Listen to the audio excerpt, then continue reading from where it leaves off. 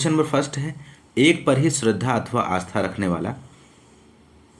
Option A है एकाकी, option B है अलौकिक, ऑप्शन सी है एकनिष्ठ, ऑप्शन डी है दृढ़ प्रतिज्ञा। तो आपको दोस्तों बताना है इस क्वेश्चन का राइट आंसर क्या होगा। तो यहाँ पे राइट आंसर हो जाएगा दोस्तों, एक पर ही श्रद्धा अथवा आस्था रखने वाला एकनिष्ठ कहलाता है। ऑप्शन सी इस क्वेश्चन का राइट आंसर हो जाएगा। अगला क्वेश्चन नंबर सेकेंड है, तृष्णा में कौन सी संधि है आपको बताना है दोस्तों। तो राइट आंसर हो जाएगा, तृष्णा शब्द का संधि विच्छेद त्रस प्लस ना होगा, इसमें व्यंजन संधि है दोस्तों। ऑप्शन सी राइट आंसर हो जाएगा। क्वेश्चन नंबर थर्ड है, पृथ्वीराज की आंखें शीर्षक नाटक के रचयिता हैं, इनमें से कौन है। तो यहाँ पे राइट आंसर बनेगा, पृथ्वीराज की आंखें शीर्षक नाटक के रचयिता राम कुमार वर्मा हैं। ऑप्शन सी राइट आंसर बनेगा दोस्तों।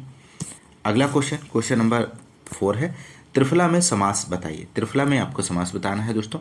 तो त्रिफला शब्द में द्विगु समास है, इसका समास विग्रह 3 फलों का समाहार है। द्विगु समास में समस्त पद का पूर्व पद संख्यावाचक विशेषण होता है। ऑप्शन बी राइट आंसर हो जाएगा दोस्तों इस क्वेश्चन का। अगला क्वेश्चन नंबर 5 है, भूखा प्यासा में समास बताइए। तो भूखा प्यासा में द्वंद्व समास है, इसका समास विग्रह भूखा और प्यासा है। द्वंद्व समास में दोनों पद प्रधान होते हैं तथा इनका विग्रह करने पर और अथवा या एवं आदि समुच्चय बोधक अव्यय लगते हैं। तो ऑप्शन ए राइट आंसर बनेगा दोस्तों। अगला क्वेश्चन नंबर 6 है दोस्तों, निर्झर सोता झर निम्नलिखित में से किस शब्द के पर्यायवाची हैं। तो राइट आंसर हो जाएगा, निर्झर सोता और झर झरना शब्द के पर्यायवाची शब्द हैं। सरिता, तटनी, तरंगिनी, आपगा, नदी के, और सर सरोवर पुष्कर जलाशय, और तालाब के, और नदीश सागर सिंधु उदधि समुद्र के पर्यायवाची शब्द हैं दोस्तों। तो यहाँ पे राइट आंसर बनेगा ऑप्शन सी झरना। अगला क्वेश्चन नंबर 7 है, वितथ्य अतथ्य मिथ्या किसके पर्यायवाची हैं। तो वितथ्य अतथ्य मिथ्या झूठ के पर्यायवाची शब्द हैं। ऑप्शन ए राइट आंसर हो जाएगा। अगला क्वेश्चन नंबर 8 है, रहीमन मोहिन सुहाय अम्य पियावत मान बिन वरन विष देह बुलाए मान सहित मरिबो भला। उपरोक्त पद में कौन सा छंद है आपको बताना है। तो राइट आंसर ऑप्शन बी हो जाएगा, सोरठा इसका सही जवाब है। अगला क्वेश्चन नंबर 9 है, निम्नलिखित पद में कौन सा अलंकार है। लेवत मुख में घास मृग मोर तजत नृत जात आंसू गिरियत जरलता पीरे पीरे पात। तो यहाँ पे राइट आंसर हो जाएगा ऑप्शन सी अतिशयोक्ति है। जब किसी वस्तु का बहुत बढ़ा चढ़ाकर अर्थात अमर्यादित रूप से वर्णन किया जाए वहाँ अतिशयोक्ति अलंकार होता है। ऑप्शन सी राइट आंसर हो जाएगा। क्वेश्चन नंबर 10 है, यरा लावा किस प्रकार के व्यंजन है आपको बताना है। तो राइट आंसर हो जाएगा, यरा लावा अंतःस्थ व्यंजन होते हैं। वे व्यंजन वर्ण जिनका उच्चारण पारंपरिक वर्णमाला के बीच अर्थात स्वरों व व्यंजनों के बीच स्थित हो उन्हें अंतःस्थ व्यंजन कहते हैं। कासे मातक के सभी वर्ण स्पर्श शाखा साहा उषुम और अंग और आह अयोगवाहक वर्ण कहलाते हैं दोस्तों। तो आप लोग ध्यान रखिएगा, राइट आंसर यहाँ पे होगा ऑप्शन बी अंतःस्थ। क्वेश्चन नंबर 11 है, शुद्ध शब्द कौन सा है इनमें से। तो राइट आंसर हो जाएगा, शुद्ध शब्द सच्चिदानंद, सत प्लस चित प्लस आनंद होता है। ऑप्शन बी राइट आंसर है। क्वेश्चन नंबर 12 है दोस्तों, झंझावत किसका पर्यायवाची शब्द है। तो राइट आंसर हो जाएगा ऑप्शन बी तूफान का है। क्वेश्चन नंबर 13 है, टेढ़ी खीर होना मुहावरे का क्या आशय है। तो राइट आंसर बनेगा, टेढ़ी खीर होना मुहावरे का अर्थ कठिन कार्य होना। ऑप्शन बी राइट आंसर हो जाएगा इस क्वेश्चन का। क्वेश्चन नंबर 14 है, अनुन विनय से भी न पसीजना इनमें से किस मुहावरे का अर्थ है। तो यहाँ पे राइट आंसर ऑप्शन बी हो जाएगा, जड़ हो जाना। अगला क्वेश्चन नंबर 15 है, सही वर्तनी वाला शब्द चुनिए दिए गए ऑप्शंस में से। तो आशीर्वाद शब्द वर्तनी की दृष्टि से शुद्ध शब्द है। ऑप्शन ए यहाँ पे राइट आंसर है, आशीर्वाद इस प्रकार से लिखा जाता है। क्वेश्चन नंबर 16 है, इनमें से सही वर्तनी वाला शब्द कौन सा है। तो राइट आंसर बनेगा ऑप्शन बी जर्जरित। ऑप्शन बी यहाँ पे इस क्वेश्चन का राइट आंसर हो जाएगा, जर्जरित शब्द वर्तनी की दृष्टि से शुद्ध शब्द है। क्वेश्चन नंबर 17 है, शोक किस रस का स्थायी भाव है। तो राइट आंसर हो जाएगा ऑप्शन ए करुण का है, शोक करुण रस का स्थायी भाव है। अगला क्वेश्चन नंबर 18 है, दोहा के समचरणों में कितनी मात्राएं होती हैं दोस्तों, आपको बताना है। तो राइट आंसर हो जाएगा, दोहा एक मात्रिक छंद है, इसमें 4 चरण होते हैं। इसके प्रथम और तृतीय अर्थात विषम चरणों में 13-13 मात्राएं, द्वितीय व चतुर्थ अर्थात सम चरणों में 11-11 मात्राएं होती हैं। तो यहाँ पे राइट आंसर बनेगा option A 11। Next question, question number 19 है, गुड़ खाए गुलगुले से परहेज। तो राइट आंसर बनेगा यहाँ पे ऑप्शन बी, दिखावटी परहेज, ऑप्शन बी राइट आंसर हो जाएगा। क्वेश्चन नंबर 20 है, असरफी की लूट कोयले पर छाप। तो राइट आंसर बनेगा ऑप्शन ए, कीमती वस्तु की चिंता छोड़कर सस्ती वस्तु को सहेजना। नेक्स्ट क्वेश्चन, क्वेश्चन नंबर 21 है, गीतांजलि का सन्नि विच्छेद बताइए। तो राइट आंसर ऑप्शन सी हो जाएगा, गीत प्लस अंजल बराबर होता है गीतांजलि। क्वेश्चन नंबर 22 है, गृह का पर्यायवाची नहीं है, इनमें से कौन सा है दोस्तों। तो राइट आंसर ऑप्शन सी हो जाएगा, प्रवास। प्रवास यहाँ पे राइट आंसर हो जाएगा। आवास, सदन, निकेतन गृह के पर्यायवाची हैं।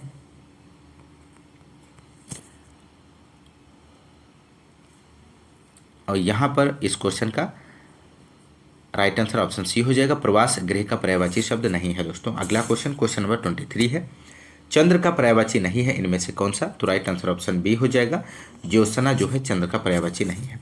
अगला क्वेश्चन, क्वेश्चन नंबर 24 है, क्या भूलूं का याद करूं आत्मकथा किसने लिखी है। तो राइट आंसर यहाँ पे हो जाएगा ऑप्शन ए, हरिवंश राय बच्चन की है। अगला क्वेश्चन, क्वेश्चन नंबर 25 है, अपनी खबर आत्मकथा के लेखक हैं। तो अपनी खबर आत्मकथा के लेखक पांडे बेचन शर्मा उग्र हैं। यह वर्ष 1960 में, प्रकाशन वर्ष 1969 में हुआ था,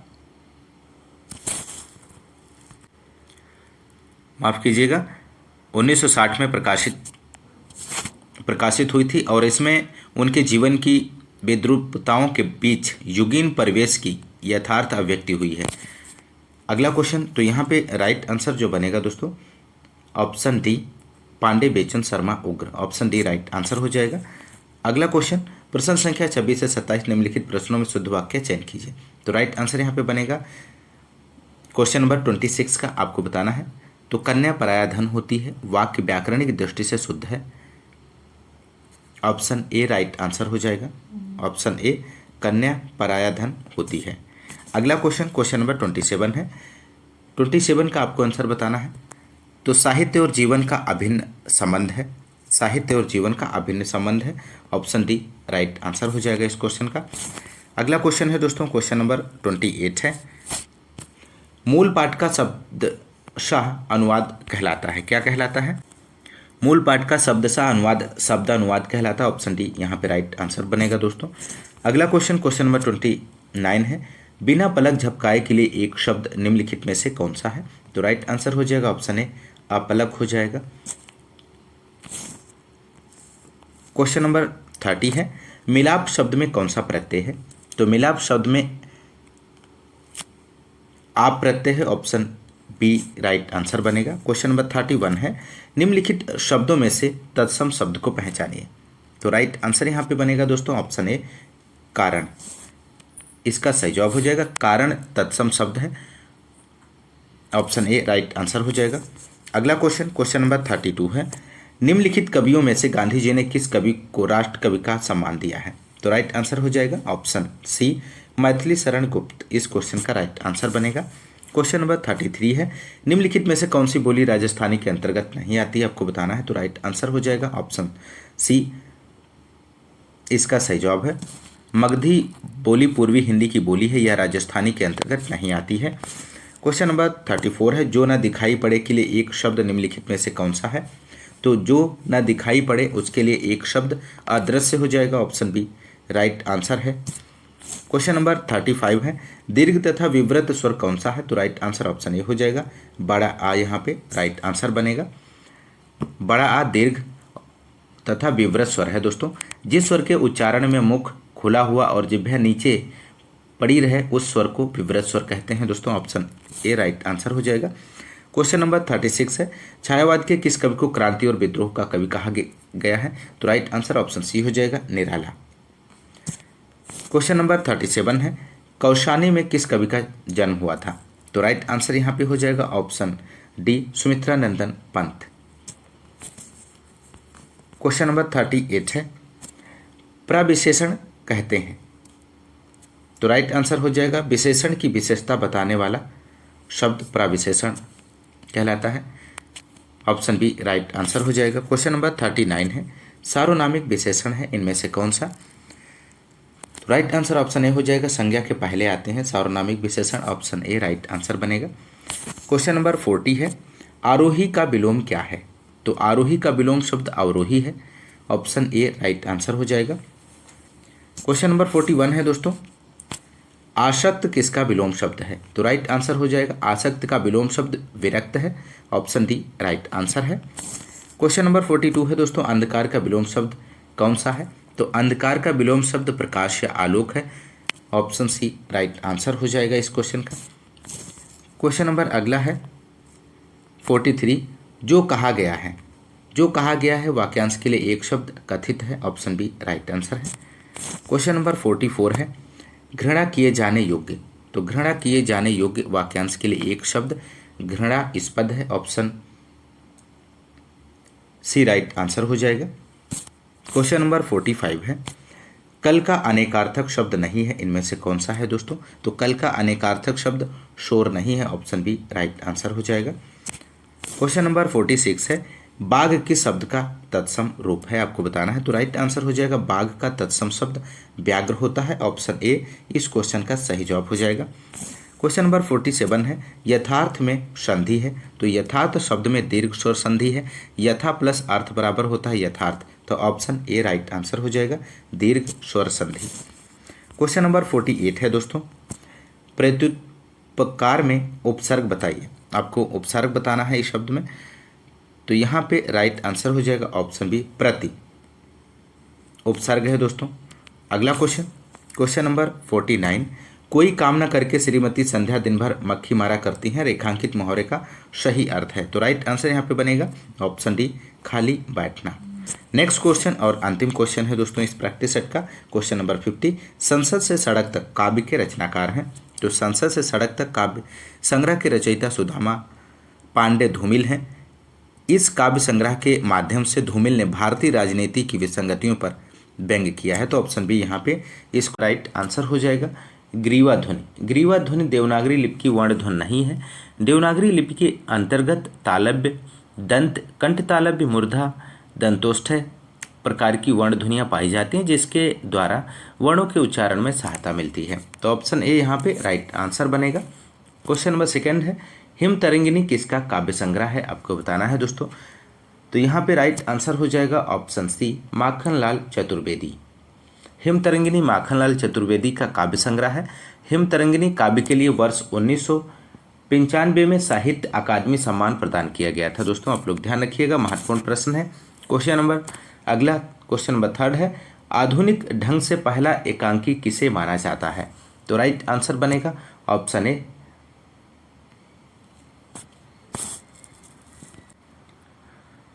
तो यहाँ पे दोस्तों इस क्वेश्चन का राइट आंसर हो जाएगा ऑप्शन ए बादल की मृत्यु, ऑप्शन ए यहाँ पे राइट आंसर बनेगा।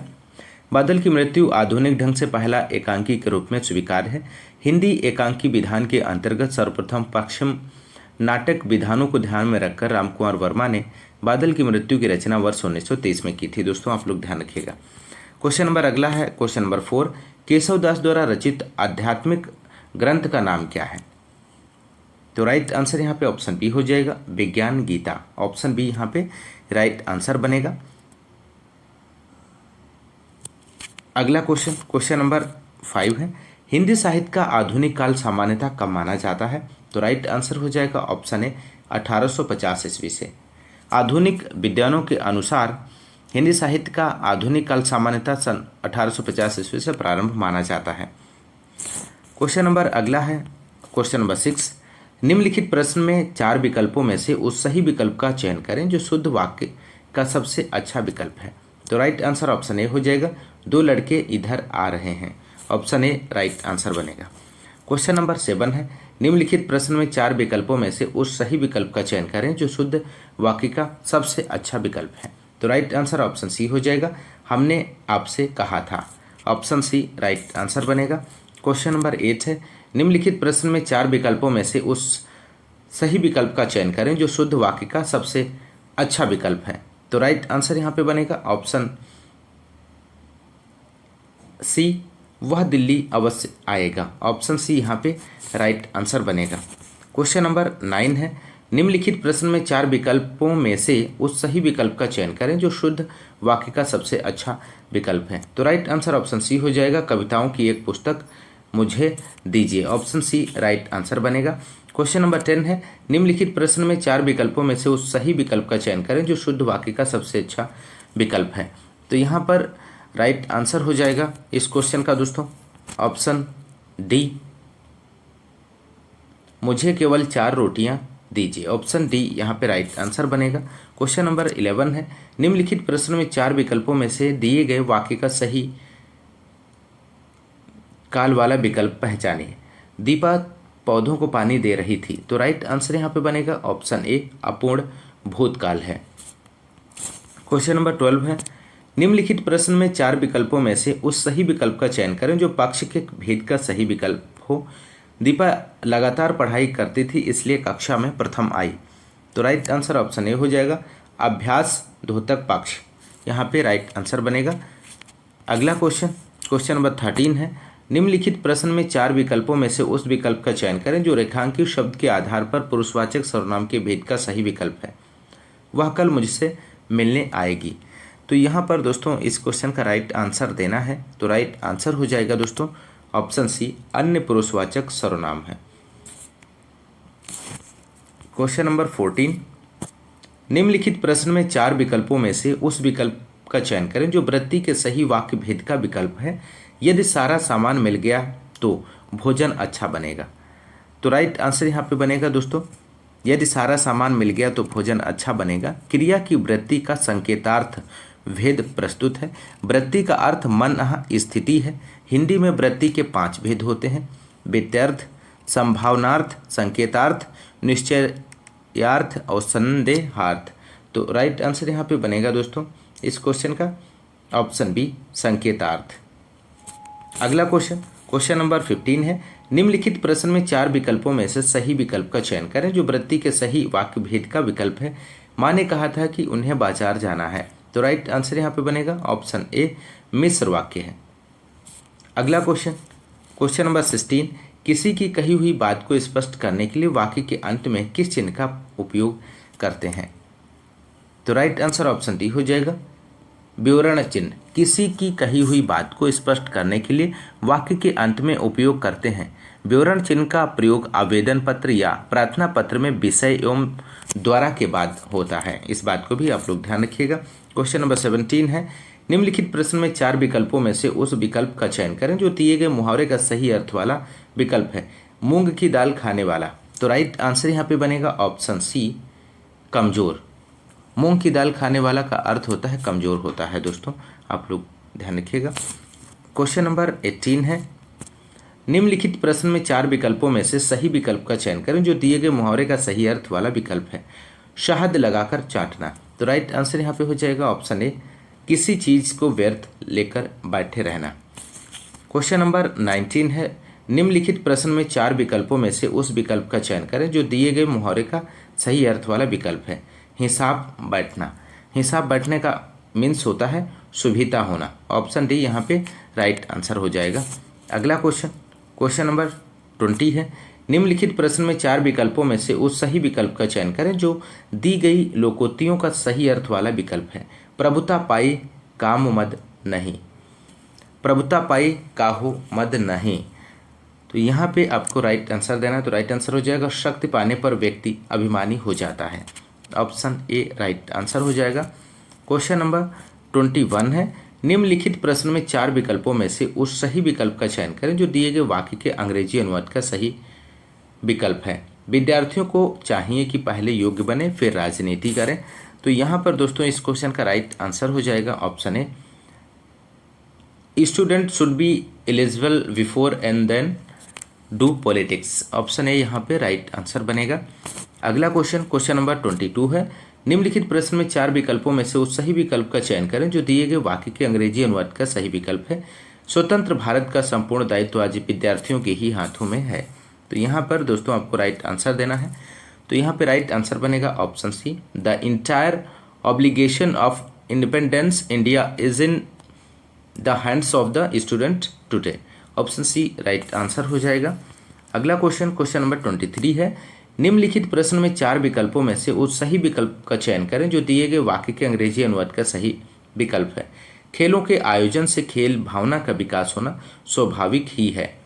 तो राइट आंसर यहाँ पे हो जाएगा ऑप्शन डी, यहाँ पे राइट आंसर बनेगा।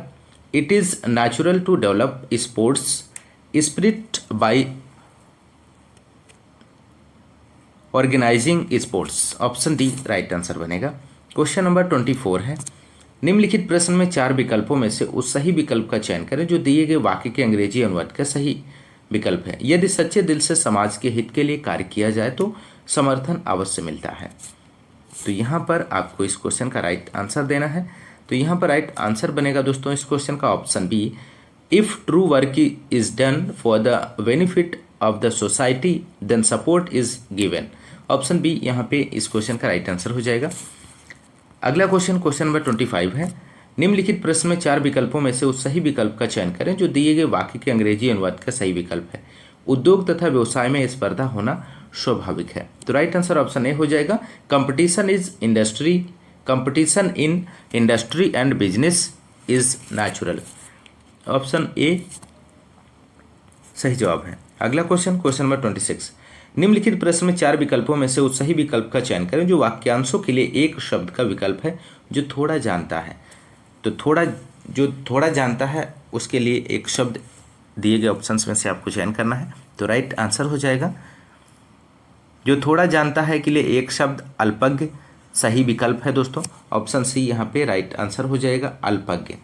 नेक्स्ट क्वेश्चन, क्वेश्चन नंबर 27 है, निम्नलिखित प्रश्न में 4 विकल्पों में से उस सही विकल्प का चयन करें जो वाक्यांशों के लिए एक शब्द का विकल्प है जो इस लोक की बात है। तो इस लोक की बात है तो ऑप्शन डी लौकिक हो जाएगा। ऑप्शन डी राइट आंसर बनेगा। अगला 28 क्वेश्चन नंबर, निम्नलिखित प्रश्न में 4 विकल्पों में से उस सही विकल्प का चयन करें जो रेखांकित शब्द के लिए उचित विकल्प है। पिता ने बेटी की शादी में किसी भी प्रकार की कमी न होने दी। तो राइट आंसर यहाँ पे बनेगा ऑप्शन डी हास्य। ऑप्शन डी राइट आंसर हो जाएगा। क्वेश्चन नंबर 29 है, कौन सा शब्द ऐहिक शब्द का विलोम है। तो राइट आंसर बनेगा ऑप्शन सी पारलौकिक होता है। ऐहिक का उचित विलोम शब्द पारलौकिक होगा दोस्तों, शेष शब्द असंगत हैं। अगला क्वेश्चन, क्वेश्चन नंबर 30 है, निम्नलिखित प्रश्न में 4 विकल्पों में से उस विकल्प का चयन करें जो दिए गए शब्द का सही समानार्थी शब्द वाला विकल्प है। तो सर्व का आपको बताना है यहाँ पे दोस्तों। तो दोस्तों यहाँ पे राइट आंसर की यदि हम बात करें तो राइट आंसर यहाँ पे हो जाएगा, सर्व के 2 समानार्थी शब्द ब्याल और सारंग हैं दोस्तों, जबकि व्याघ्र और शार्दूल सिंह के समानार्थी शब्द हैं। तो राइट आंसर यहाँ पे हो जाएगा ऑप्शन डी सारंग। सारंग इसका सही जवाब बनेगा दोस्तों।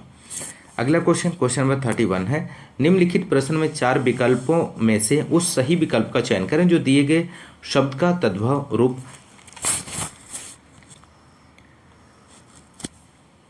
तो इच्छुक आपको बताना है दोस्तों, यहाँ पे राइट आंसर क्या हो जाएगा। तो राइट आंसर बनेगा, एक शब्द इच्छु का सम्यक तद्भव रूप है। ऑप्शन सी यहाँ पे राइट आंसर हो जाएगा।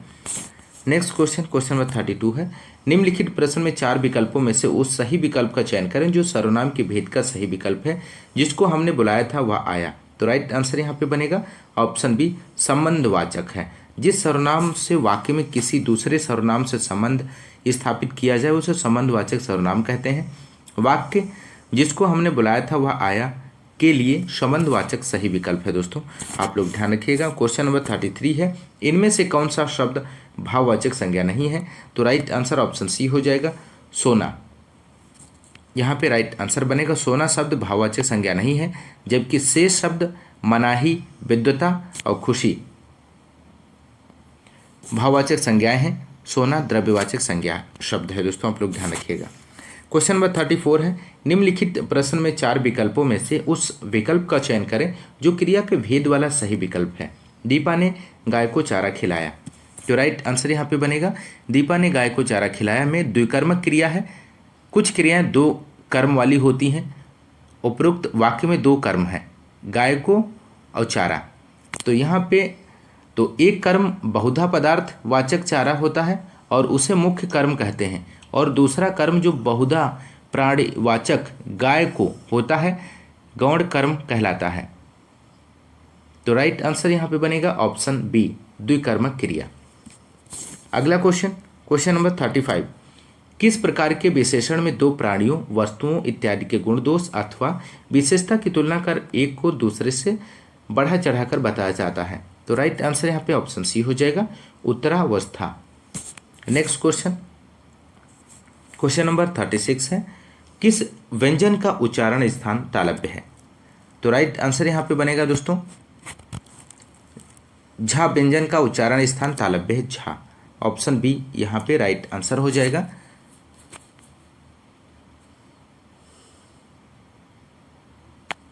अगला क्वेश्चन नंबर 37 है, बोली का क्षेत्र जब थोड़ा विकसित हो जाता है और उसमें साहित्य की रचना होने पर वह क्या बन जाती है? तो राइट आंसर ऑप्शन बी हो जाएगा, उपभाषा। ऑप्शन बी राइट आंसर है। अगला क्वेश्चन नंबर 38, जिन ध्वनियों की गणना न स्वर में की जाती है न व्यंजन में, उसे कहते हैं? तो उसे अयोगवाह कहते हैं। ऑप्शन डी राइट आंसर हो जाएगा। क्वेश्चन नंबर 39 है, स्वर तंत्रियों के आधार पर व्यंजनों को कितने वर्गों में बांटा गया है? तो राइट आंसर ऑप्शन बी हो जाएगा, 2। अगला क्वेश्चन नंबर 40 है, जिह्वा की नोक जब ऊपर के दांतों की पंक्ति के सामने वाले दांत के ऊपरी हिस्से के संपर्क में आकर वायु के प्रवाह को अवरुद्ध करती है, ऐसे उच्चारण स्थान को क्या कहते हैं? तो राइट आंसर ऑप्शन डी हो जाएगा, वर्स कहते हैं। ऑप्शन डी सही जवाब है दोस्तों। वर्ष ऐसे उच्चारण स्थान को कहा जाता है जिसमें जिह्वा की नोक जब ऊपर के दांतों की पंक्ति के सामने वाले दांत के ऊपरी हिस्से के संपर्क में आकर वायु के प्रवाह को अवरुद्ध करती है। वर्ष व्यंजनों के अंतर्गत न, सा और रा और ला आते हैं दोस्तों, आप लोग ध्यान रखिएगा। क्वेश्चन नंबर 41 है, इनमें से कौन सा कार्यालय आदेश के मूल गुण नहीं है, आपको बताना है? तो राइट आंसर ऑप्शन डी हो जाएगा, बाहर भीतरी बातें। बाहर भीतरी बातें कार्यालय आदेश के मूल गुण नहीं है। संतुलित निर्वैयक्तिक नाप तुलना,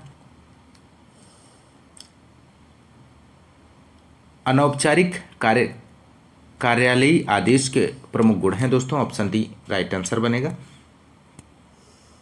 अगला क्वेश्चन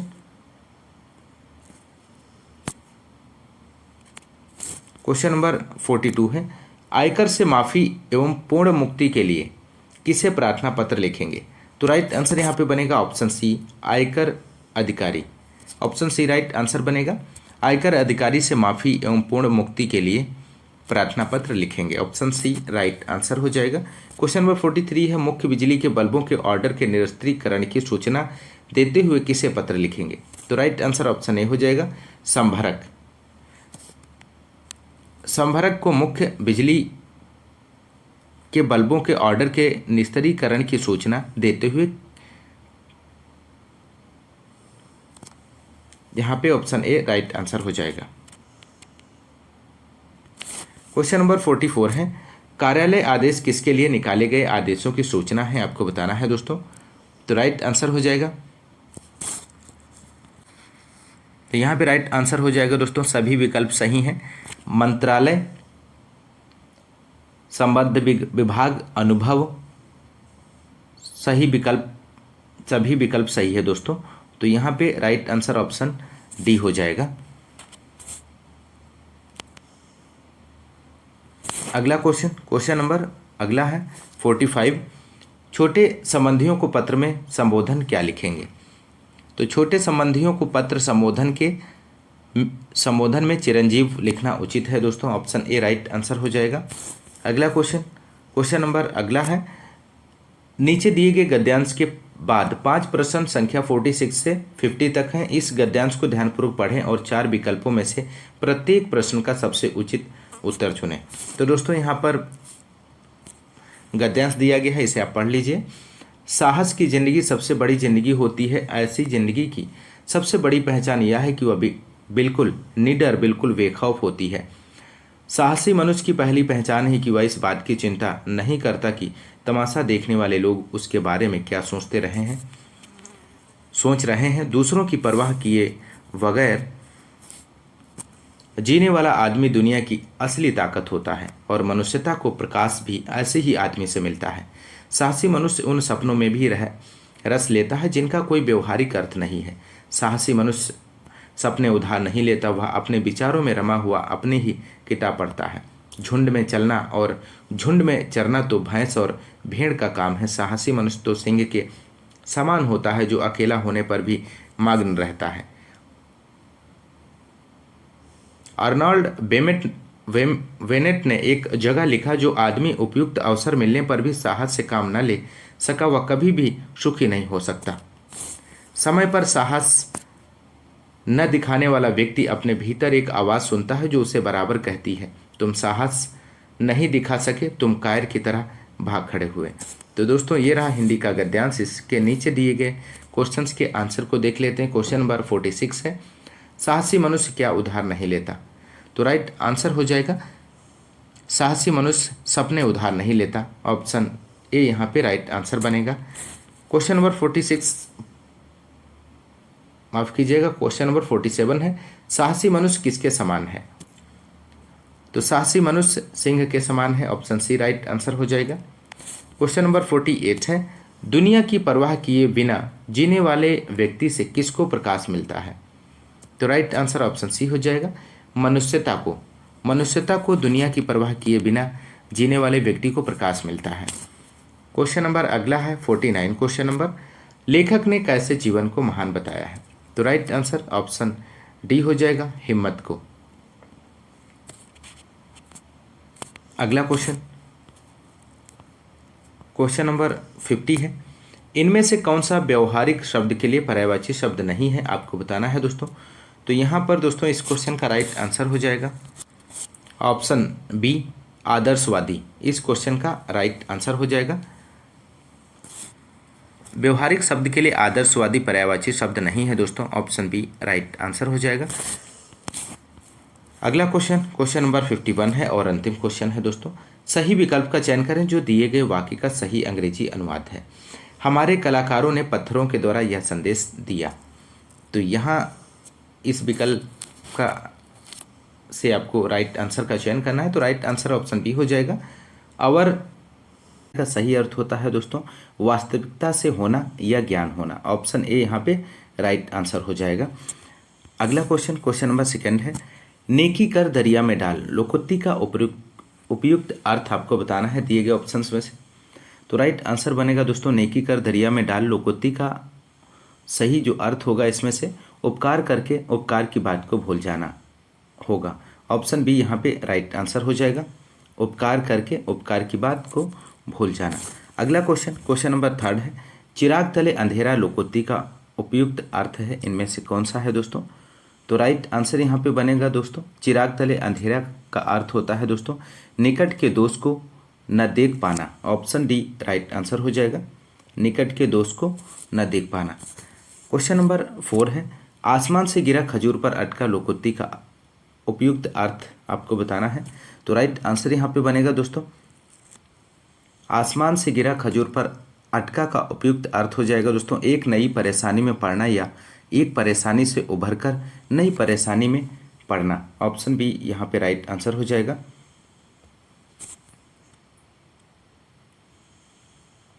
अगला क्वेश्चन नंबर 5 है दोस्तों, किनारे लगना मुहावरे का उपयुक्त अर्थ है, इनमें से कौन सा है दोस्तों? तो किनारे लगना का उपयुक्त अर्थ हो जाएगा किसी कार्य का समाप्त होना। ऑप्शन ए राइट आंसर हो जाएगा, किसी कार्य का समाप्त होना। नेक्स्ट क्वेश्चन नंबर 6 है, उथला शब्द का विलोम है, इनमें से कौन सा है? तो उथला का विलोम शब्द गहरा है। ऑप्शन ए राइट आंसर बनेगा दोस्तों इस क्वेश्चन का। नेक्स्ट क्वेश्चन नंबर 7 है, स्वर्ग शब्द का विलोम है, इनमें से कौन सा है? तो राइट आंसर बनेगा ऑप्शन सी नरक। स्वर्ग शब्द का विलोम नरक है दोस्तों। और यहाँ पे दिया गया है दोस्तों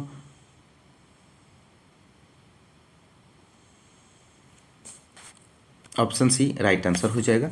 अगला क्वेश्चन नंबर 8 है, राग शब्द का विलोम है, इनमें से कौन सा है? तो राग शब्द का विलोम शब्द विराग है दोस्तों। राइट आंसर जो बनेगा ऑप्शन बी, राग का विराग हो जाएगा। और अनुराग यहाँ पे दिया गया ऑप्शन ए में।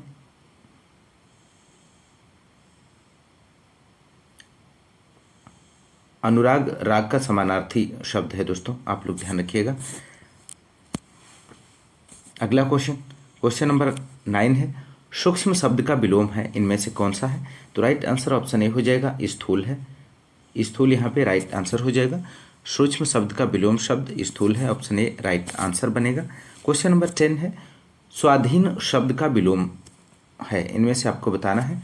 तो स्वाधीन शब्द का विलोम पराधीन है, ऑप्शन सी राइट आंसर हो जाएगा। क्वेश्चन नंबर नेक्स्ट 11 है, सन्मार्ग शब्द का विलोम है। तो सन्मार्ग शब्द का विलोम शब्द होता है कुमार्ग, ऑप्शन डी राइट आंसर हो जाएगा। अगला क्वेश्चन, क्वेश्चन नंबर 12 है, घृणा शब्द का विलोम है, इनमें से कौन सा है? तो घृणा शब्द का विलोम प्रेम है, ऑप्शन ए राइट आंसर हो जाएगा। नेक्स्ट क्वेश्चन, क्वेश्चन नंबर 13 है, निम्नलिखित में से कौन सा शब्द पहाड़ का पर्यायवाची नहीं है, इनमें से आपको बताना है। तो राइट आंसर यहाँ पे बनेगा ऑप्शन बी अचला, यहाँ पे सही जवाब हो जाएगा।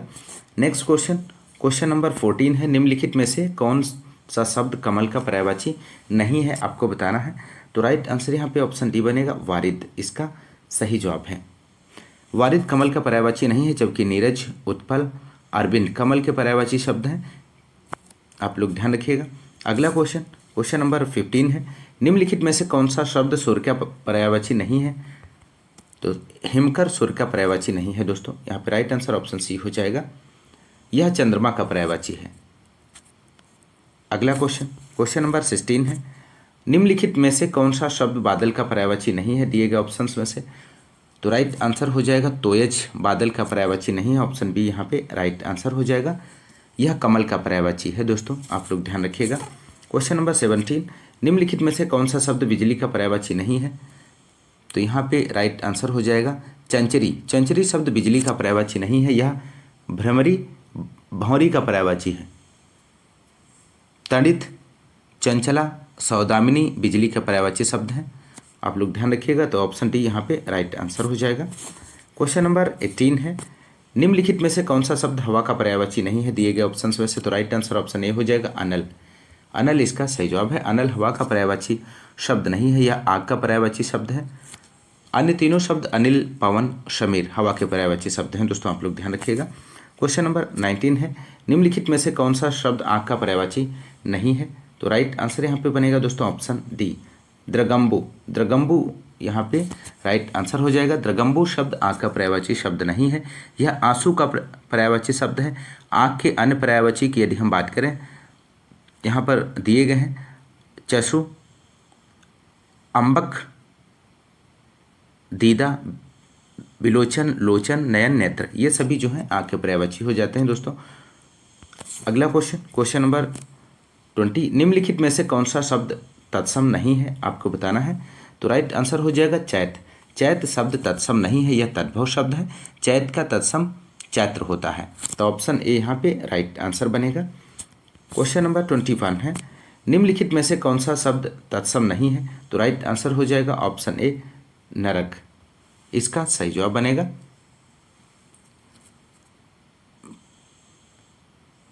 पुहुमी शब्द तत्सम नहीं है, यह तद्भव शब्द है, और पुहुमी शब्द संस्कृत शब्द भूमि का विकृत रूप है और प्राकृत भाषा का प्रचलित शब्द है, तो ऑप्शन ए यहाँ पे राइट आंसर हो जाएगा। अगला क्वेश्चन दोस्तों, क्वेश्चन नंबर 22 है, निम्नलिखित में से कौन सा शब्द तत्सम नहीं है, दिए गए ऑप्शंस में से बताना है आपको।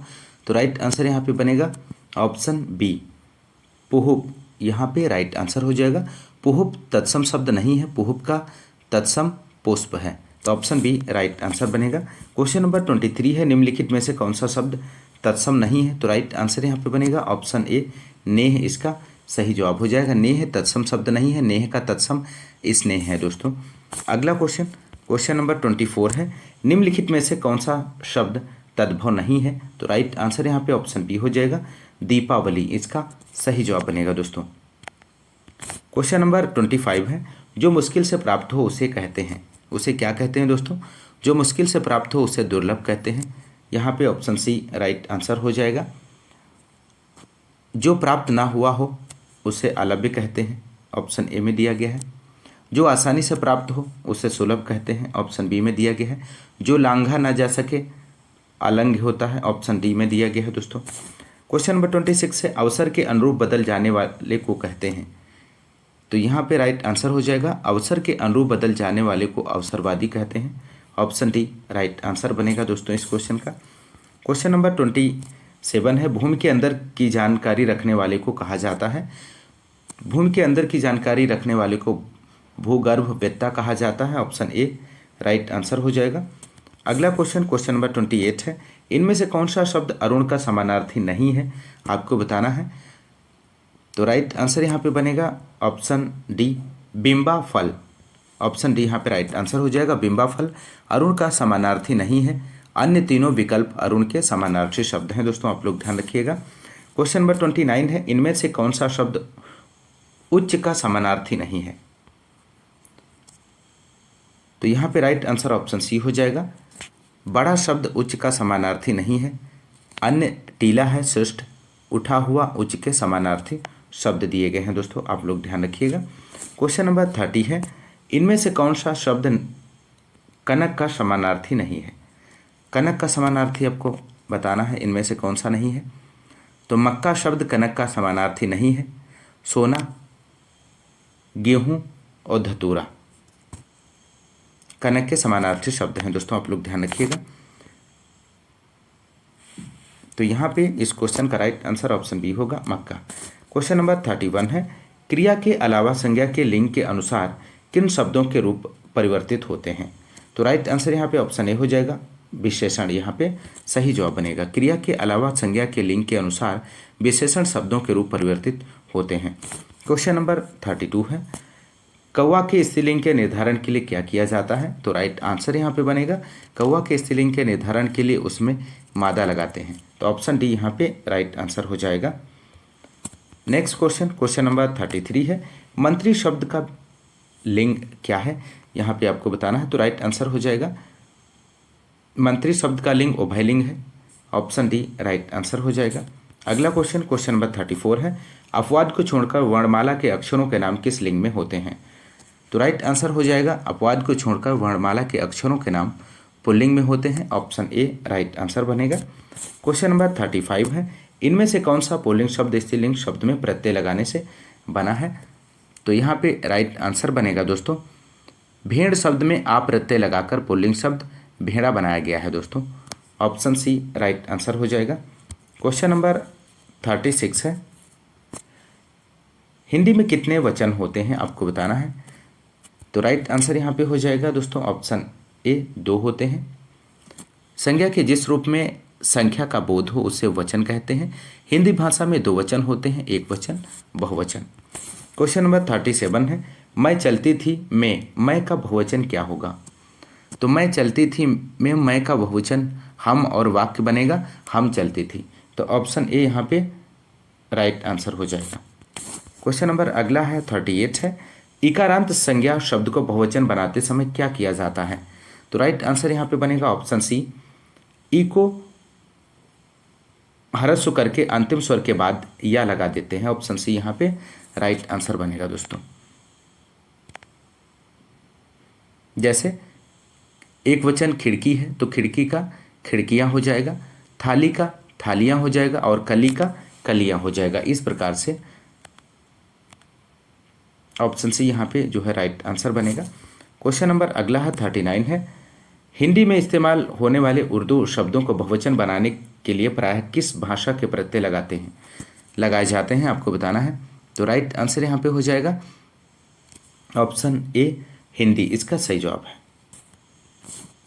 क्वेश्चन नंबर 40 है, कुलन में, केली में, कछारन में, कुंजन में, क्यारिन में, कलिन, कलित, कलीन, किलकंत है। इस काव्य पंक्ति में कौन सा अलंकार है, आपको दोस्तों बताना है। तो यहाँ पर इस क्वेश्चन का राइट आंसर बनेगा ऑप्शन ए अनुप्रास, यहाँ पे सही जवाब हो जाएगा। क्वेश्चन नंबर 41 है, माला फेरत जुग भया फिरा न मन का फेर, कर का मन का डार दे मन का फेर। इस दोहे में कौन सा अलंकार है, आपको बताना है। तो राइट आंसर ऑप्शन डी हो जाएगा, यमक अलंकार है दोस्तों, आप लोग ध्यान रखिएगा। जहाँ एक ही शब्द एक से अधिक बार आए लेकिन उस शब्द का अर्थ हर बार अलग अलग हो, वहाँ यमक अलंकार होता है। ऑप्शन डी राइट आंसर हो जाएगा। क्वेश्चन नंबर 42 है, काव्य की शोभा बढ़ाने वाले धर्मों को अलंकार कहते हैं। उस युक्ति में प्रयुक्त धर्म शब्द का अर्थ है, इनमें से कौन सा है? तो राइट आंसर यहाँ पे हो जाएगा ऑप्शन बी गुण। क्वेश्चन नंबर 43 है, तरन तनुजा तट तमाल तरुवर बहुछाए, झुके कूल सो जल परसन हित मनहु सुहाए। इस कविता की दूसरी पंक्ति में कौन सा अलंकार है? तो राइट आंसर ऑप्शन डी हो जाएगा, उत्प्रेक्षा अलंकार है दोस्तों। उत्प्रेक्षा अलंकार है यहाँ पर, जहाँ उपमेय में उपमान की संभावना की जाए वहाँ रूपक अलंकार होता है। यदि पंक्ति में मनु जनु जानो मनः मानो निश्चय ज्यों आदि आता है वहाँ उत्प्रेक्षा अलंकार होता है दोस्तों। तो यहाँ पे राइट आंसर ऑप्शन डी हो जाएगा। तो यहाँ पर पूछा गया था दूसरी पंक्ति में कौन सा अलंकार है, तो यहाँ पर मनः, तो यहाँ पे राइट आंसर ऑप्शन डी हो जाएगा उत्प्रेक्षा। क्वेश्चन नंबर 44 है, आमरण में कौन सा समास है आपको बताना है। तो राइट आंसर हो जाएगा ऑप्शन बी अव्ययी भाव समास है। आमरण शब्द में अव्ययी भाव समास है। जिस सामासिक शब्द का प्रथम पद प्रधान हो और अव्यय भी हो उसे अव्ययी भाव समास कहते हैं। जैसे भरसक, बखूबी, आजीवन, प्रतिदिन, ये सभी जो हैं अव्ययी भाव के उदाहरण हैं दोस्तों। क्वेश्चन नंबर 45 है, द्वंद्व समास में कौन सा पद प्रधान होता है। तो राइट आंसर यहाँ पे बनेगा ऑप्शन सी, दोनों पद प्रधान होते हैं। जिस सामासिक शब्द के दोनों पर प्रधान हो तथा जिनका विग्रह करने पर अथवा एवं और या लगता हो उसे द्वंद्व समास कहते हैं। जैसे ऊंच नीच, गुण दोष, माता पिता, ये सभी जो है द्वंद्व समास के उदाहरण हैं दोस्तों। क्वेश्चन नंबर 46 है, शुक्ति का सही संधि विच्छेद है, इनमें से कौन सा है। तो राइट आंसर ऑप्शन ए हो जाएगा, सु प्लस उक्ति बराबर होता है शुक्ति। क्वेश्चन नंबर 47 है, नरेश का सही संधि विच्छेद है, इनमें से कौन सा है। तो राइट आंसर बनेगा नरेश का सही संधि विच्छेद हो जाएगा दोस्तों नर प्लस ईस है, इसमें गुण स्वर संधि है। ऑप्शन डी राइट आंसर हो जाएगा। क्वेश्चन नंबर 48 है, तथैव का सही संधि विच्छेद है, आपको बताना है इनमें से। तो यहाँ पे दोस्तों राइट आंसर हो जाएगा ऑप्शन ए, तथा प्लस एव बराबर होता है तथैव, इसमें वृद्धि स्वर संधि है। क्वेश्चन नंबर 49 है, अत्याचार का सही संधि विच्छेद है, इनमें से कौन सा है। तो राइट आंसर बनेगा अत्याचार का सही संधि विच्छेद अति प्लस आचार है, इसमें स्वर संधि है। ऑप्शन सी राइट आंसर हो जाएगा अति प्लस आचार। क्वेश्चन नंबर अगला है और अंतिम क्वेश्चन है इस प्रैक्टिस सेट का, क्वेश्चन नंबर 50, नाविक का सही संधि विच्छेद है, इनमें से कौन सा है। तो राइट आंसर हो जाएगा 9 + 1 बराबर नाविक होता है दोस्तों। इसमें दोस्तों यदि आप हमारे चैनल पर नए हैं तो चैनल को सब्सक्राइब कीजिए, लाइक कीजिए, शेयर कीजिए। दोस्तों आइए शुरू करते हैं। निर्देश दिया गया है प्रश्न संख्या 1 से 3, निम्नलिखित जानकारी का अध्ययन कीजिए और नीचे दिए गए प्रश्नों के उत्तर दें। तो यहाँ पे आपका हिंदी का पैराग्राफ, इसे आप पढ़ लीजिए। भारतीय दर्शन सिखाता है कि जीवन का एक आशय और लक्ष्य है। आशय की खोज हमारा दायित्व और अंत में उस लक्ष्य को प्राप्त कर लेना हमारा विशेषाधिकार है। इस प्रकार दर्शन जो कि आशय को उद्घाटित करने की कोशिश करता है और जहाँ तक उसे इसमें सफलता मिलती है वह इस लक्ष्य तक अग्रसर होने की प्रक्रिया है। कुल मिलाकर आखिर यह लक्ष्य क्या है। इस अर्थ में यथार्थ की प्राप्ति वह है जिसमें पा लेना केवल जानना नहीं बल्कि उसी का अंश हो जाना है। इस उपलब्धि में बाधा क्या है। बाधाएं कई हैं पर इनमें प्रमुख हैं अज्ञान। अशिक्षित आत्मा नहीं है, यहाँ तक कि यथार्थ संसार भी नहीं है। यह दर्शन ही है जो उसे शिक्षित करता है और अपनी शिक्षा से उसे उस अज्ञान से मुक्ति दिलाता है जो यथार्थ दर्शन नहीं होने देता। इस प्रकार दार्शनिक होना एक बौद्धिक अनुगमन करना नहीं है बल्कि एक शक्तिप्रद अनुशासन पर चलना है, क्योंकि सत्य की खोज में लगे हुए सही दार्शनिक को अपने जीवन को इस प्रकार आचरित करना पड़ता है ताकि उस यथार्थ से एकाकार हो जाए जिसे वह खोज रहा है। वास्तव में यही जीवन का एकमात्र सही मार्ग है और सही दार्शनिकों को इसका पालन करना होता है। और दार्शनिक ही नहीं बल्कि सभी मनुष्यों को, क्योंकि सभी मनुष्यों के दायित्व और नियति एक ही है। तो ये रहा गद्यांश दोस्तों। इसके नीचे दिए गए क्वेश्चंस को देख लेते हैं। क्वेश्चन नंबर फर्स्ट है, उपर्युक्त गद्यांश का समुचित शीर्षक चुनिए। दोस्तों आपको बताना है। तो यहाँ पे राइट आंसर हो जाएगा गद्यांश का उचित शीर्षक है भारतीय दर्शन और जीवन। भारतीय दर्शन और जीवन है दोस्तों, ऑप्शन सी यहाँ पे इस क्वेश्चन का राइट आंसर बनेगा। अगला क्वेश्चन, क्वेश्चन नंबर सेकंड है, उपर्युक्त गद्यांश का संक्षेपण कीजिए। तो यहाँ पे राइट आंसर हो जाएगा ऑप्शन डी, यहाँ पे राइट आंसर बनेगा दोस्तों। भारतीय दर्शन जीवन के लक्ष्य की खोज करके उसे पाने की प्रक्रिया भी बताता है। लक्ष्य को पा लेना उसे केवल जानना ही नहीं बल्कि उसका अंश हो जाना है। इस उपलब्धि में प्रमुख बाधा है अज्ञान, जिसे दर्शन ही दूर कर सकता है। इस प्रकार दार्शनिकों को स्वयं अनुशासित होना पड़ता है ताकि वे यथार्थ से एकाकार हो जाएं। इसी नाते अनुशासित आचरण का पालन सभी मनुष्यों को करना होता है। ऑप्शन डी यहाँ पे इस क्वेश्चन का राइट आंसर हो जाएगा दोस्तों।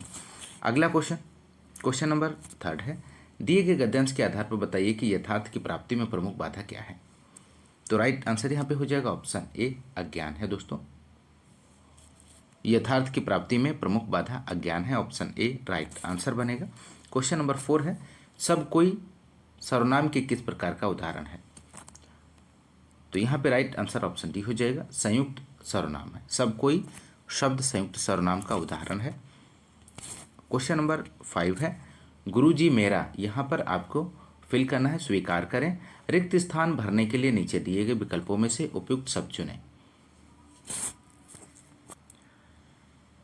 यहाँ पर इस क्वेश्चन का राइट आंसर बनेगा ऑप्शन सी, अभिवादन। गुरुजी मेरा अभिवादन स्वीकार करें, ऑप्शन सी राइट आंसर हो जाएगा दोस्तों। अगला क्वेश्चन, क्वेश्चन नंबर 6 है, पत्र के संबंध में निम्नलिखित में से किसको अभिवादन कहते हैं। तो राइट आंसर ऑप्शन बी हो जाएगा, शुभाशीष। शुभाशीष को पत्र के संबंध में अभिवादन कहते हैं। आशीर्वाद, प्रमाण, प्रणाम, नमस्ते अभिवादन की श्रेणी में आते हैं दोस्तों, आप लोग ध्यान रखिएगा। क्वेश्चन नंबर 7 है, निम्नलिखित में से किसका प्रयोग अधिकतर भारतीय गजटों में प्रकाशित सरकारी नियम, आदेश आदि की सूचना के प्रसंग में होता है। तो राइट आंसर ऑप्शन सी हो जाएगा, अधिसूचना। अधिसूचना भारतीय गजटों में प्रकाशित भारतीय नियम, आदेश आदि की सूचना के प्रसंग में होता है। अधिसूचना में प्रत्येक विभाग के लिए विशिष्ट विषय निश्चित होता है। प्रकाशनार्थ सामग्री का पूर्ण विवरण आवश्यक है कि वह किस भाग में प्रकाशित होनी है। ऑप्शन सी राइट आंसर हो जाएगा। नेक्स्ट क्वेश्चन, क्वेश्चन नंबर 8 है दोस्तों, अनुस्वार किसका कार्य करता है। तो राइट आंसर ऑप्शन सी हो जाएगा, पंचम वर्ण का। अनुसार पंचम वर्ण का कार्य करता है, ऑप्शन सी राइट आंसर हो जाएगा। क्वेश्चन नंबर 9 है, जिन स्वरों के उच्चारण में हवा नाक से भी निकलती है उन्हें क्या कहते हैं। तो राइट आंसर यहाँ पे हो जाएगा, जिन स्वरों के उच्चारण में हवा नाक से भी निकलती है उन्हें अनुनासिक स्वर कहते हैं, ऑप्शन बी राइट आंसर हो जाएगा। क्वेश्चन नंबर 10 है दोस्तों, यहाँ पर दुस्तर का संधि विच्छेद क्या होगा। तो दुस्तर का संधि विच्छेद दुह प्लस तर होगा, ऑप्शन सी राइट आंसर हो जाएगा। नेक्स्ट क्वेश्चन, क्वेश्चन नंबर 11 है, सतसई किस समास का उदाहरण है। तो यहाँ पर राइट आंसर ऑप्शन डी हो जाएगा, द्विगु समास का है। जिस समास का पूर्व पद संख्यावाचक होता है उसे द्विगु समास कहते हैं, जैसे त्रिदेव है, त्रिलोक है, सतसई है, चौराहा है। सतसई द्विगु समास का उदाहरण है दोस्तों, ऑप्शन डी राइट आंसर हो जाएगा। क्वेश्चन नंबर 12 है, आप भला तो जग भला, वाक्य में रेखांकित शब्द कौन सा सर्वनाम है, आपको बताना है। तो आप में निजवाचक सर्वनाम है, ऑप्शन बी राइट आंसर हो जाएगा। जिन शब्दों का प्रयोग वक्ता स्वयं के लिए करता है उसे निजवाचक सर्वनाम कहते हैं, जैसे आप है, अपने। तो ध्यान रखिएगा। क्वेश्चन नंबर 13 है, अर्चना अत्यंत सुंदर है, वाक्य में कौन सा शब्द विशेषण है। तो संज्ञा या सर्वनाम की विशेषता बताने वाले शब्दों को विशेषण कहते हैं। तो सुंदर शब्द विशेषण है, ऑप्शन सी राइट आंसर हो जाएगा। नेक्स्ट क्वेश्चन, क्वेश्चन नंबर 13 है, इस महाकाव्य में 16 हैं, रिक्त स्थान भरने के लिए उचित शब्द चुनें। तो राइट आंसर यहाँ पे आपको भरना है। तो राइट आंसर ऑप्शन ए हो जाएगा, सर्ग हैं। इस महाकाव्य में 16 सर्ग हैं, ऑप्शन ए राइट आंसर बनेगा दोस्तों। क्वेश्चन नंबर 15 है, इस वर्ष हिंदी साहित्य की कुछ अवरुद्ध रही, रिक्त स्थान भरने के लिए उचित शब्द चुनें। तो राइट आंसर ऑप्शन बी हो जाएगा, प्रगति। नेक्स्ट क्वेश्चन, क्वेश्चन नंबर 16 है दोस्तों, शुद्ध वर्तनी वाला शब्द चुनें। तो राइट आंसर हो जाएगा option D, Shurpanakha. Option D इस प्रकार से लिखा जाता है, शुद्ध वर्तनी वाला शब्द है दोस्तों। क्वेश्चन नंबर 17 है, राम से पत्र लिखे गए किस वाच्य का उदाहरण है। ऑप्शन बी राइट आंसर बनेगा, कर्मवाच्य है। जिन वाक्यों में कर्म की प्रधानता होती है उन्हें कर्मवाच्य कहते हैं। राम से पत्र लिखे गए वाक्य में कर्मवाच्य है। ऑप्शन बी राइट आंसर बनेगा। क्वेश्चन नंबर 18 है शायद पिताजी आ जाएं, किस प्रकार का वाक्य है? तो यहाँ पर इस क्वेश्चन का राइट आंसर ऑप्शन बी हो जाएगा। संदेहार्थक है, ऑप्शन बी राइट आंसर बनेगा। क्वेश्चन नंबर 19 है निम्नलिखित में से कौन सा वाक्य शुद्ध है? दोस्तों आपको बताना है। तो राइट आंसर यहाँ पे हो जाएगा ऑप्शन ए, बंदूक एक बहुत ही उपयोगी अस्त्र है। ऑप्शन ए राइट आंसर होगा। नेक्स्ट क्वेश्चन नंबर 20 है जो चाहें करो बस हमें तंग ना करो वाक्य के बीच में रिक्त स्थान में कौन सा विराम चिन्ह आएगा? तो राइट आंसर ऑप्शन बी हो जाएगा, अर्ध विराम आएगा यहाँ पे। ऑप्शन बी राइट आंसर है। नेक्स्ट क्वेश्चन नंबर 21 है दिनों का फेर होना मुहावरे का अर्थ बताइए दोस्तों। तो राइट आंसर यहाँ पे हो जाएगा इस क्वेश्चन का। तो यहाँ पे राइट आंसर हो जाएगा ऑप्शन सी, भाग्य का चक्कर होना। ऑप्शन सी यहाँ पे राइट आंसर हो जाएगा। क्वेश्चन नंबर 22 है यह मुंह और मसूर की दाल लुकोती का अर्थ बताइए दोस्तों। तो राइट आंसर हो जाएगा ऑप्शन डी, अपनी औकात से बढ़कर होना या करना। ऑप्शन डी राइट आंसर हो जाएगा। अगला क्वेश्चन नंबर 23 है आधुनिक हिंदी गद्य का जन्मदाता किसे कहा जाता है? दोस्तों मोस्ट इंपॉर्टेंट प्रश्न है। तो आधुनिक हिंदी गद्य का जन्मदाता भारतेंदु हरिश्चंद्र को कहा जाता है। इनका जन्म 1850 ईस्वी में वाराणसी में हुआ था। भारतेंदु ने हिंदी को नए रूप में ढाला। भारतेंदु की कुछ महत्वपूर्ण कृतियां हैं जैसे प्रेमलता है, प्रेम माधुरी है, भारत दुर्दशा है, अंधेर नगरी है, कृष्ण चरित्र है। दोस्तों आप लोग ध्यान रखिएगा, महत्वपूर्ण प्रश्न है। राइट आंसर ऑप्शन बी यहाँ पे हो जाएगा इस क्वेश्चन का। क्वेश्चन नंबर 24 है कामायनी के रचनाकार कौन है? तो राइट आंसर ऑप्शन डी हो जाएगा, जयशंकर प्रसाद। जयशंकर प्रसाद का महाकाव्य कामायनी है दोस्तों। कवि जयशंकर प्रसाद की अनेक महत्वपूर्ण रचनाएं हैं जिनमें ध्रुव स्वामिनी है, तितली है, कंकाल है, चित्रधार है, आंसू झरना, लहर, अजातशत्रु, एक घूंट, आकाशदीप। यहाँ पे राइट आंसर ऑप्शन डी बनेगा दोस्तों। क्वेश्चन नंबर 25 है भोर का तारा एकांकी के लेखक कौन है? महत्वपूर्ण प्रश्न है। तो राइट आंसर यहाँ पे बनेगा ऑप्शन बी, जगदीश चंद्र माथुर। इस क्वेश्चन का राइट आंसर हो जाएगा। जगदीश चंद्र माथुर भोर का तारा के लेखक हैं। जगदीश चंद्र माथुर की अन्य महत्वपूर्ण रचना है पहला राजा, सरदिया, कोणार्क, ओ मेरे सपने। ऑप्शन बी यहाँ पे राइट आंसर हो जाएगा। अगला क्वेश्चन अगला है निर्देश दिया गया प्रश्न संख्या 26 से 50 तक निम्नलिखित जानकारी का अध्ययन कीजिए और नीचे दिए गए प्रश्नों के उत्तर दीजिए। शीलयुक्त व्यवहार मनुष्य की प्रकृति और व्यक्तित्व को उद्घाटित करता है। उत्तम प्रशंसनीय पवित्र आचरण ही शील है। शीलयुक्त व्यवहार प्रत्येक व्यक्ति के लिए हितकर है, इससे मनुष्य की ख्याति बढ़ती है।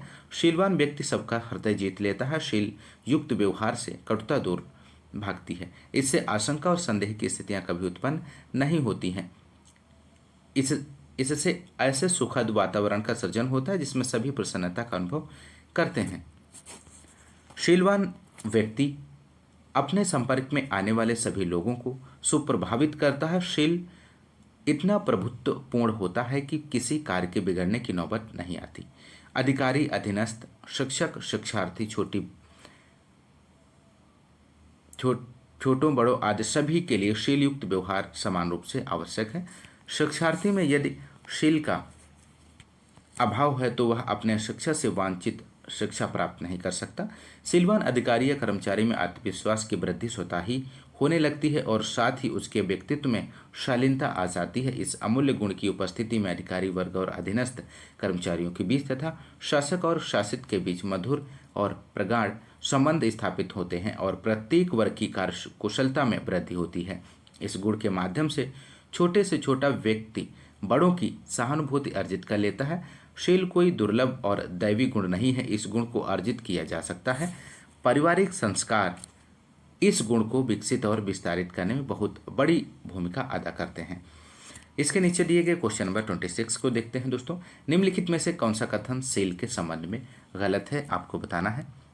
तो राइट आंसर यहाँ पे हो जाएगा ऑप्शन बी, शील एक दैवी गुण है। ऑप्शन बी यहाँ पे राइट आंसर हो जाएगा। नेक्स्ट क्वेश्चन नंबर 27 है गद्यांश में रेखांकित अंश की उचित व्याख्या होगी। तो राइट आंसर ऑप्शन सी हो जाएगा। जहां शील का प्रभुत्व होता है वहां कोई कार्य बिगड़ने नहीं पाता है, ऑप्शन सी यहाँ पे राइट आंसर हो जाएगा। क्वेश्चन नंबर 28 है दोस्तों, गद्यांश में कौन सा शब्द दुष्प्रभावित का विलोम है? तो राइट आंसर ऑप्शन सी हो जाएगा, सुप्रभावित। दुष्प्रभावित शब्द का विलोम सुप्रभावित है दोस्तों, ऑप्शन सी राइट आंसर बनेगा। क्वेश्चन नंबर 29 है, जब कोई सरकारी पत्र या कार्यालय ज्ञापन एक साथ अनेक प्रेषितों को भेजा जा रहा हो तब उसे क्या कहा जाता है? तो यहाँ पर दोस्तों इस क्वेश्चन का राइट आंसर हो जाएगा ऑप्शन डी, परिपत्र कहा जाता है। नेक्स्ट क्वेश्चन, क्वेश्चन नंबर 30 है, अपने विद्यालय की किसी मनोरंजक घटना का वर्णन करते हुए मित्र को लिखा गया पत्र किस कोटि के अंतर्गत आएगा? तो राइट आंसर ऑप्शन सी हो जाएगा, वैयक्तिक पत्र। नेक्स्ट क्वेश्चन, क्वेश्चन नंबर 31 है, निम्नलिखित में से कौन सा अंतःस्थ व्यंजन है? तो राइट आंसर ऑप्शन ए हो जाएगा, ला यहाँ पे अंतःस्थ व्यंजन के अंतर्गत आएगा दोस्तों। क्वेश्चन नंबर 32 है, निम्नलिखित में से कौन सा स्वर कंठ तालव्य है? आपको बताना है दिए गए ऑप्शंस में से। तो राइट आंसर यहाँ पे बनेगा दोस्तों ऑप्शन डी, आय यहाँ पे कंठ तालव्य है। अगला क्वेश्चन, क्वेश्चन नंबर 33 है, पो प्लस अन किस स्वर संधि का उदाहरण है? तो पो प्लस अन अयाद्य संधि का उदाहरण है, ऑप्शन बी राइट आंसर हो जाएगा। क्वेश्चन नंबर 34 है, प्रत्यंग किस समास का उदाहरण है? तो राइट आंसर ऑप्शन ए हो जाएगा, अव्ययी भाव समास का उदाहरण है। जिस समास का पहला पद अव्यय तथा प्रधान हो तो उसे अव्ययी भाव समास कहते हैं।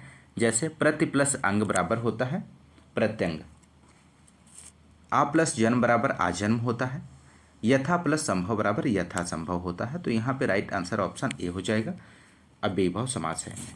क्वेश्चन नंबर 35 है, सीता सखियों सहित पुष्प वाटिका गई, वाक्य में रेखांकित अव्यय प्रयोग निम्नलिखित में से किस भेद का उदाहरण है? तो राइट आंसर यहाँ पे ऑप्शन सी हो जाएगा, संबंध बोधक। यहाँ पे इस क्वेश्चन का राइट आंसर हो जाएगा। नेक्स्ट क्वेश्चन, क्वेश्चन नंबर 36 है, कश्मीरी सेब सिंदूरी लाल होता है, वाक्य में रेखांकित शब्द विशेषण के किस भेद के अंतर्गत आएगा? तो राइट आंसर ऑप्शन सी हो जाएगा, प्रविशेषण के अंतर्गत आएगा दोस्तों।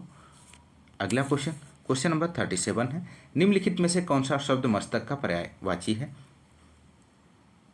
तो राइट आंसर ऑप्शन बी हो जाएगा, ललाट। ललाट यहाँ पे राइट आंसर हो जाएगा, ललाट मस्तक का पर्यायवाची है दोस्तों।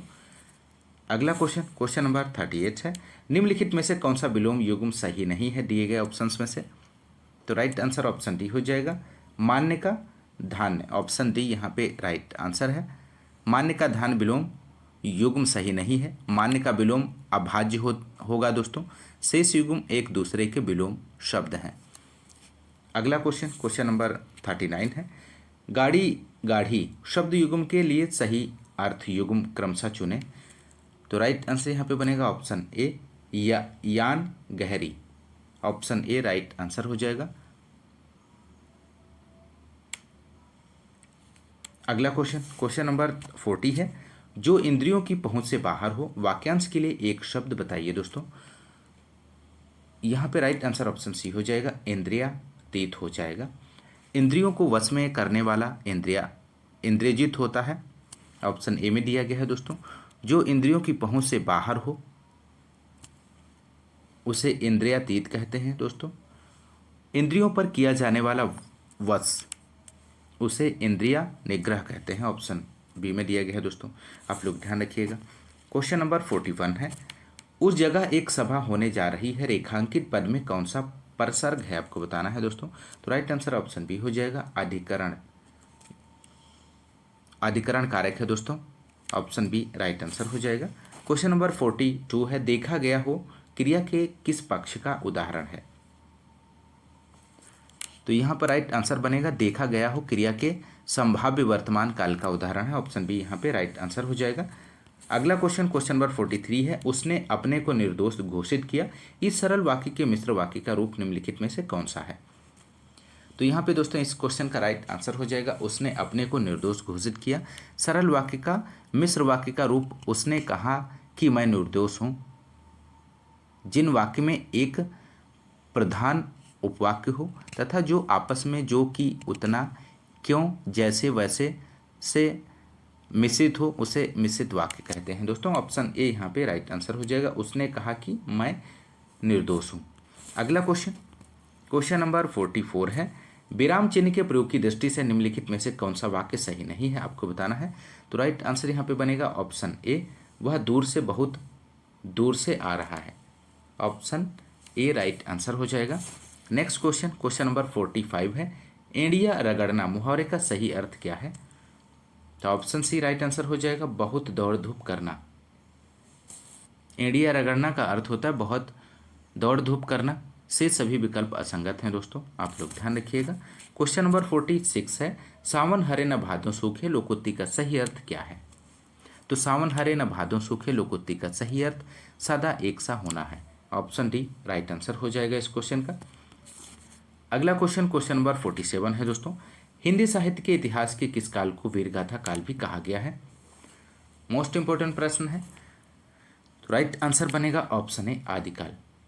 हिंदी साहित्य के प्रथम पड़ाव अर्थात आदिकाल को विभिन्न विद्वानों द्वारा कई अलग अलग नामों से अभिहित किया गया है। आचार्य रामचंद्र शुक्ल ने वीरगाथाओं की प्रचुरता और लोकप्रियता के आधार पर इस काल को वीरगाथा काल नाम दिया है। तो ऑप्शन ए यहाँ पे राइट आंसर हो जाएगा। क्वेश्चन नंबर 48 है, निम्नलिखित में से कौन सी रचना तुलसीदास की नहीं है। इनमें से दिए गए ऑप्शंस में से आपको बताना है। तो तुलसीदास जी की भक्तमाल रचना नहीं है, शेष रचनाएं तुलसीदास जी की हैं। तो ऑप्शन डी यहाँ पे राइट आंसर हो जाएगा।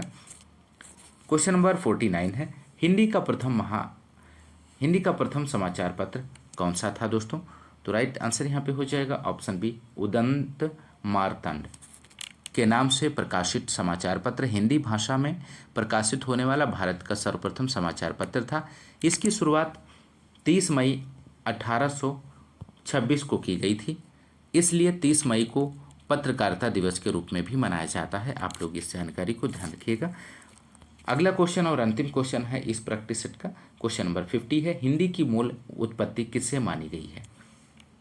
तो यहाँ पे दोस्तों इस क्वेश्चन का राइट आंसर हो जाएगा ऑप्शन डी, सौरसेनी अपभ्रंश से। सौरसेनी अपभ्रंश से हिंदी की है। तो चैनल को सब्सक्राइब कीजिए, लाइक कीजिए, शेयर कीजिए। दोस्तों आइए शुरू करते हैं आज के इस क्लास के। क्वेश्चन नंबर है प्रश्न संख्या 1 से 5, नीचे दिए गए गद्यांश को पढ़कर पूछे गए प्रश्नों के उत्तर दीजिए।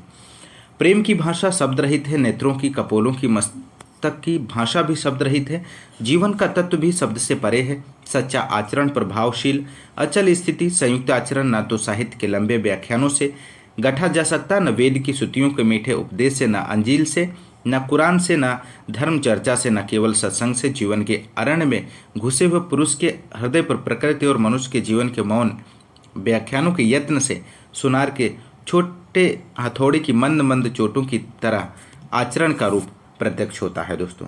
तो दोस्तों ये रहा हिंदी का गद्यांश। इसके नीचे क्वेश्चन नंबर फर्स्ट दिया गया है। क्वेश्चन नंबर फर्स्ट को देख लेते हैं। प्रेम की भाषा है, आपको बताना है प्रेम की भाषा। तो राइट आंसर हो जाएगा ऑप्शन डी, शब्द रहित है। प्रेम की भाषा शब्द रहित है, ऑप्शन डी राइट आंसर बनेगा। क्वेश्चन नंबर सेकंड है, अरण्य का शाब्दिक अर्थ होता है। तो अरण्य का शाब्दिक अर्थ ऑप्शन बी राइट आंसर हो जाएगा, जंगल होता है। क्वेश्चन नंबर थर्ड है, यत्न से आशय है। तो यत्न से आशय हो जाएगा दोस्तों यहाँ पे ऑप्शन सी प्रयास होता है। अगला क्वेश्चन, क्वेश्चन नंबर 4 है, गद्यांश में किसकी महिमा का वर्णन है। तो राइट आंसर हो जाएगा दोस्तों ऑप्शन ए, आचरण की महिमा का वर्णन है। अगला क्वेश्चन, क्वेश्चन नंबर 5 है, गद्यांश का उपयुक्त शीर्षक होगा इनमें से कौन सा है। तो राइट आंसर ऑप्शन सी हो जाएगा, सच्चा आचरण। ऑप्शन सी राइट आंसर है। क्वेश्चन नंबर 6 है, शासकीय पत्र के संदर्भ में कौन सा कथन गलत है, आपको बताना है।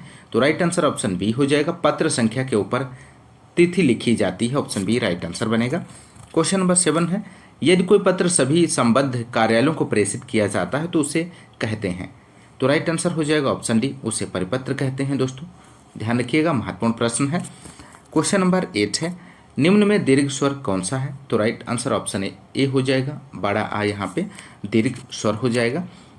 अगला क्वेश्चन, क्वेश्चन नंबर 9 है, निम्न में अंतःस्थ व्यंजन कौन सा है। तो राइट आंसर ऑप्शन डी हो जाएगा, या अंतःस्थ व्यंजन है। या, रा और ला, वा, ये जो हैं अंतःस्थ व्यंजन के अंतर्गत आते हैं। तो यहाँ पर राइट आंसर ऑप्शन डी हो जाएगा। अगला क्वेश्चन, क्वेश्चन नंबर 10 है, निम्न में महाप्राण व्यंजन कौन सा है, आपको बताना है। तो राइट आंसर यहाँ पे बनेगा ऑप्शन सी भा। भा महाप्राण व्यंजन है। प्रत्येक वर्ण का दूसरा चतुर्थ वर्ण एवं ऊष्म वर्ण शाखा साहा महाप्राण व्यंजन कहलाते हैं। आप लोग ध्यान रखिएगा। क्वेश्चन नंबर 11 है, निम्न में अघोष वर्ण कौन सा है? तो पा अघोष वर्ण है। प्रत्येक वर्ग का प्रथम व द्वितीय वर्ण और शाखा साहा अघोष वर्ण कहलाते हैं। ऑप्शन ए यहाँ पे राइट आंसर हो जाएगा, पा। क्वेश्चन नंबर 12 है, निम्न में कंठ वर्ण कौन सा है? तो राइट आंसर यहाँ पे बनेगा ऑप्शन बी, आ जो है कंठ वर्ण है। अगला क्वेश्चन नंबर 13 है, निम्नलिखित में रूढ़ शब्द है, इनमें से कौन सा है दोस्तों? तो राइट आंसर ऑप्शन सी हो जाएगा, नाक यहाँ पे इस क्वेश्चन का राइट आंसर बनेगा। बनावट के आधार पर शब्दों के 3 भेद होते हैं दोस्तों, रूढ़ शब्द, यौगिक शब्द और योग रूढ़ शब्द। क्वेश्चन नंबर 14 है, रत्नाकर का सन्धि विच्छेद होगा, इनमें से कौन सा है? तो राइट आंसर हो जाएगा ऑप्शन ए, रत्न प्लस आकर बराबर होता है रत्नाकर। यह दीर्घ संधि का उदाहरण है दोस्तों। क्वेश्चन नंबर 15 है, प्रतिमान में समास है। प्रतिमान में समास आपको बताना है दोस्तों। तो प्रतिमान में प्रति अव्यय शब्द है, इसलिए अव्यय भाव समास है दोस्तों। ऑप्शन बी यहाँ पे राइट आंसर बनेगा। अगला क्वेश्चन नंबर 16 है, परिक्रमा में उपसर्ग है। तो परिक्रमा शब्द में आपको उपसर्ग बताना है। तो परिक्रमा में परि उपसर्ग है, ऑप्शन डी राइट आंसर हो जाएगा। नेक्स्ट क्वेश्चन नंबर 17 है, भलाई में प्रत्यय है। तो भलाई में आई प्रत्यय है, भलाई आई, ऑप्शन बी राइट आंसर बनेगा। क्वेश्चन नंबर 18 है, निम्न में कौन सा शब्द तत्सम है? तो राइट आंसर यहाँ पे हो जाएगा ऑप्शन ए, आलस्य। आलस्य यहाँ पे राइट आंसर बनेगा। तत्सम शब्द क्या होते हैं दोस्तों? वे शब्द जो संस्कृत एवं हिंदी में एक समान प्रयोग में लाए जाते हैं तत्सम शब्द कहलाते हैं। जैसे आलस्य ऑप्शन ए में दिया गया है, वायु, अग्नि, कर्पूर, उज्ज्वल, ये सभी जो हैं तत्सम शब्द हैं। अगला क्वेश्चन नंबर 19 है, निम्न में कौन सा शब्द तद्भव है? तो राइट आंसर ऑप्शन डी हो जाएगा, छत यहाँ पे राइट आंसर हो जाएगा। तद्भव शब्द क्या होते हैं? वे शब्द जो संस्कृत शब्दों से विकृत परिवर्तित होकर बने हैं तद्भव शब्द कहलाते हैं। जैसे छत है, उजाला है, आग है, ये सभी जो हैं तद्भव शब्द हैं।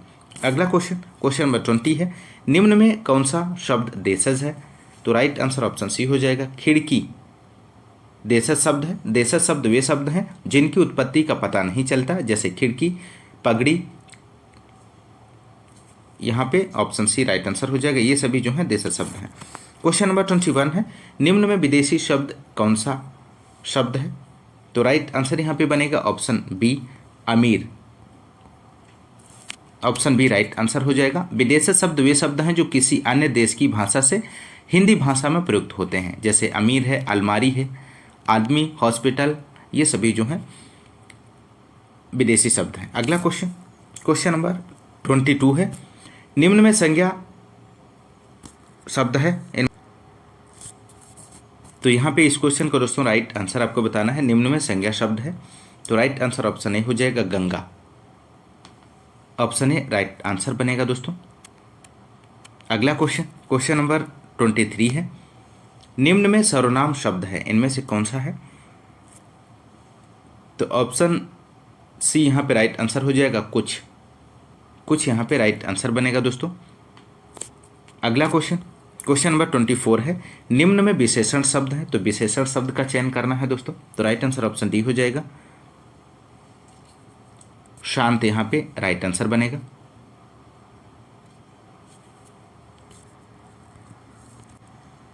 अगला क्वेश्चन नंबर 25 है, निम्न में प्रेरणार्थक क्रिया है, आपको बताना है इनमें से। तो राइट आंसर ऑप्शन बी हो जाएगा, जगाना, इसका सही जवाब बनेगा। अगला क्वेश्चन नंबर 26 क्वेश्चन नंबर है, निम्न में अव्यय है। तो अव्यय शब्द का चयन करना है। तो राइट आंसर ऑप्शन सी हो जाएगा, आ है यहाँ पे राइट आंसर बनेगा। ऐसे शब्द जिनमें लिंग, वचन, पुरुष, कारक आदि के कारण कोई विकार नहीं आता है उन्हें अव्यय कहते हैं दोस्तों। जैसे आह है, अतः, ये सभी जो हैं अव्यय शब्द हैं दोस्तों। क्वेश्चन नंबर 27 है, आँख का पर्यायवाची है, इनमें से कौन सा है दोस्तों? तो राइट आंसर ऑप्शन ए हो जाएगा, लोचन होता है, नयन होता है, दृग होता है, नेत्र, अच्छी, ये सभी जो हैं आँख का पर्यायवाची हैं। वसन दिया गया है, तो वसन वस्त्र होता है, कपड़ा, चीर, पट होता है। प्रभा दिया गया है, तो प्रभा का आभा होता है, कांति, चमक, ज्योति, छवि होता है। पावक दिया गया है, पावक जात देव। हुताशन होता है वायुसखा, अग्नि और अनल होता है। ध्यान रखिएगा। क्वेश्चन नंबर 28 है, जड़ का विलोम है, तो जड़ का विलोम बताना है आपको। तो राइट आंसर यहाँ पे बनेगा दोस्तों ऑप्शन डी, चेतन होता है। जड़ का विलोम चेतन होता है, और जल का थल होता है, और मूर्ख का विद्वान होता है। अगला क्वेश्चन, क्वेश्चन नंबर 29 है, भविष्य में होने वाले के लिए एक शब्द है, तो भविष्य में होने वाला के लिए एक शब्द इनमें से कौन सा है? तो राइट आंसर बनेगा ऑप्शन ए, भावी होता है। भावी शब्द भविष्य में होने वाला के लिए एक शब्द है। ध्यान रखिएगा। क्वेश्चन नंबर 30 है, अनिल अनल शब्द युग्म का सही अर्थ है, तो राइट आंसर ऑप्शन बी हो जाएगा, हवा और आग इसका सही जवाब बनेगा। अगला क्वेश्चन, क्वेश्चन नंबर 31 है, निम्न में कौन सा शब्द अनेकार्थक है, आपको बताना है। तो यहाँ पे दोस्तों इस क्वेश्चन का राइट आंसर बनेगा ऑप्शन डी, अर्थ यहाँ पे सही जवाब बनेगा। अगला क्वेश्चन, क्वेश्चन नंबर 32 है, निम्न में वर्तनी की दृष्टि से शुद्ध शब्द है, इनमें से कौन सा है? तो राइट आंसर बनेगा यहाँ पे ऑप्शन सी, अध्ययन शुद्ध शब्द है दोस्तों, इस प्रकार से लिखा जाता है अध्ययन। अगला क्वेश्चन, क्वेश्चन नंबर 33 है, निम्न में से वर्तनी की दृष्टि से अशुद्ध वाक्य है, इनमें से कौन सा अशुद्ध वाक्य है दोस्तों, आपको बताना है। तो यहाँ पे इस क्वेश्चन का राइट आंसर हो जाएगा ऑप्शन सी, ऐतिहासिक इसका सही जवाब बनेगा। क्वेश्चन नंबर 34 है, निम्न में कर्ता कारक का परसर्ग कौन सा है, तो राइट आंसर बनेगा यहाँ पे ऑप्शन बी, ऑप्शन बी माफ कीजिएगा, ऑप्शन बी यहाँ पे राइट आंसर हो जाएगा। कर्ता ने कर्म को करण से के द्वारा, संप्रदान के लिए, अपादान से अलग होने के लिए, संबंध काकी के, अधिकरण में पर, संबोधन हे, तो राइट आंसर ऑप्शन बी हो जाएगा। क्वेश्चन नंबर 35 है, निम्न में पुल्लिंग शब्द कौन सा है, तो राइट आंसर ऑप्शन डी बनेगा, नेत्र यहाँ पे सही जवाब है। क्वेश्चन नंबर 36 है, निम्न में स्त्रीलिंग शब्द कौन सा है, तो राइट आंसर ऑप्शन ए हो जाएगा, शोभा इसका सही जवाब बनेगा। क्वेश्चन नंबर 37 है, किसका प्रयोग सदैव एक वचन में होता है, तो राइट आंसर ऑप्शन बी हो जाएगा, प्रत्येक। क्वेश्चन नंबर 38, निम्न में वर्तमान काल का उदाहरण है, तो राइट आंसर ऑप्शन सी हो जाएगा, वह जाता है। क्वेश्चन नंबर 39 है दोस्तों, निम्न में कर्मवाच्य का उदाहरण है, तो राइट आंसर ऑप्शन ए हो जाएगा, पत्र लिखा जाता है। क्वेश्चन नंबर 40 है, निम्न में कौन सा सरल वाक्य नहीं है, तो राइट आंसर यहाँ पे आपको बताना है, तो राइट आंसर ऑप्शन डी हो जाएगा, इस मेले का उद्देश्य है कि व्यापार में वृद्धि हो। क्वेश्चन नंबर 41 है, मैंने यह काम कर लेना चाहिए वाक्य में अशुद्ध अंश है, तो राइट आंसर यहाँ पे हो जाएगा ऑप्शन ए, मैंने। क्वेश्चन नंबर 42 है, अल्प विराम का चिन्ह है, इनमें से कौन सा है दोस्तों, तो अल्प विराम का चिन्ह यहाँ पे हो जाएगा ऑप्शन बी जो है, इस प्रकार से अल्प विराम का चिन्ह प्रयोग किया जाता है। क्वेश्चन नंबर 43 है, अंग अंग फूला न समाना मुहावरे का सही अर्थ है, तो राइट आंसर ऑप्शन सी हो जाएगा, बहुत आनंदित होना। क्वेश्चन नंबर 44 है, अंगारों पर पैर रखना मुहावरे का सही अर्थ क्या है, तो राइट आंसर हो जाएगा ऑप्शन डी, जोखिम मोल लेना, ऑप्शन डी यहाँ पे राइट आंसर बनेगा। क्वेश्चन नंबर 45 है, होनहार वीरवान के हो चीकने पात लोकोक्ति का सही अर्थ है, तो राइट आंसर ऑप्शन सी हो जाएगा, होनहार बालक के गुण बचपन से ही दिखाई देने लगते हैं। क्वेश्चन नंबर 46 है, एक से बढ़कर दूसरे का अर्थ व्यक्त करने के लिए सही लोकोक्ति है, तो राइट आंसर ऑप्शन बी हो जाएगा, शेर को सवा शेर, ऑप्शन बी राइट आंसर बनेगा। क्वेश्चन नंबर 47 है, मूल पाठ का शब्दशः अनुवाद कहलाता है, तो राइट आंसर यहाँ पे ऑप्शन डी हो जाएगा, शब्दानुवाद, ऑप्शन डी राइट आंसर बनेगा। क्वेश्चन नंबर 48 है, निम्न में कौन सी बोली उत्तर प्रदेश की नहीं है, आपको बताना है, तो राइट आंसर ऑप्शन ए हो जाएगा, मेवाती इसका सही जवाब बनेगा। क्वेश्चन नंबर 49 है, प्राधिकारी के लिए सटीक अंग्रेजी शब्द है, इनमें से कौन सा है, तो राइट आंसर यहाँ पे बनेगा option B, authority, option B यहाँ पे राइट आंसर हो जाएगा। क्वेश्चन नंबर 50 है, ऑर्डर के लिए सटीक हिंदी शब्द है, तो राइट आंसर यहाँ पे बनेगा ऑप्शन सी, आदेश होता है।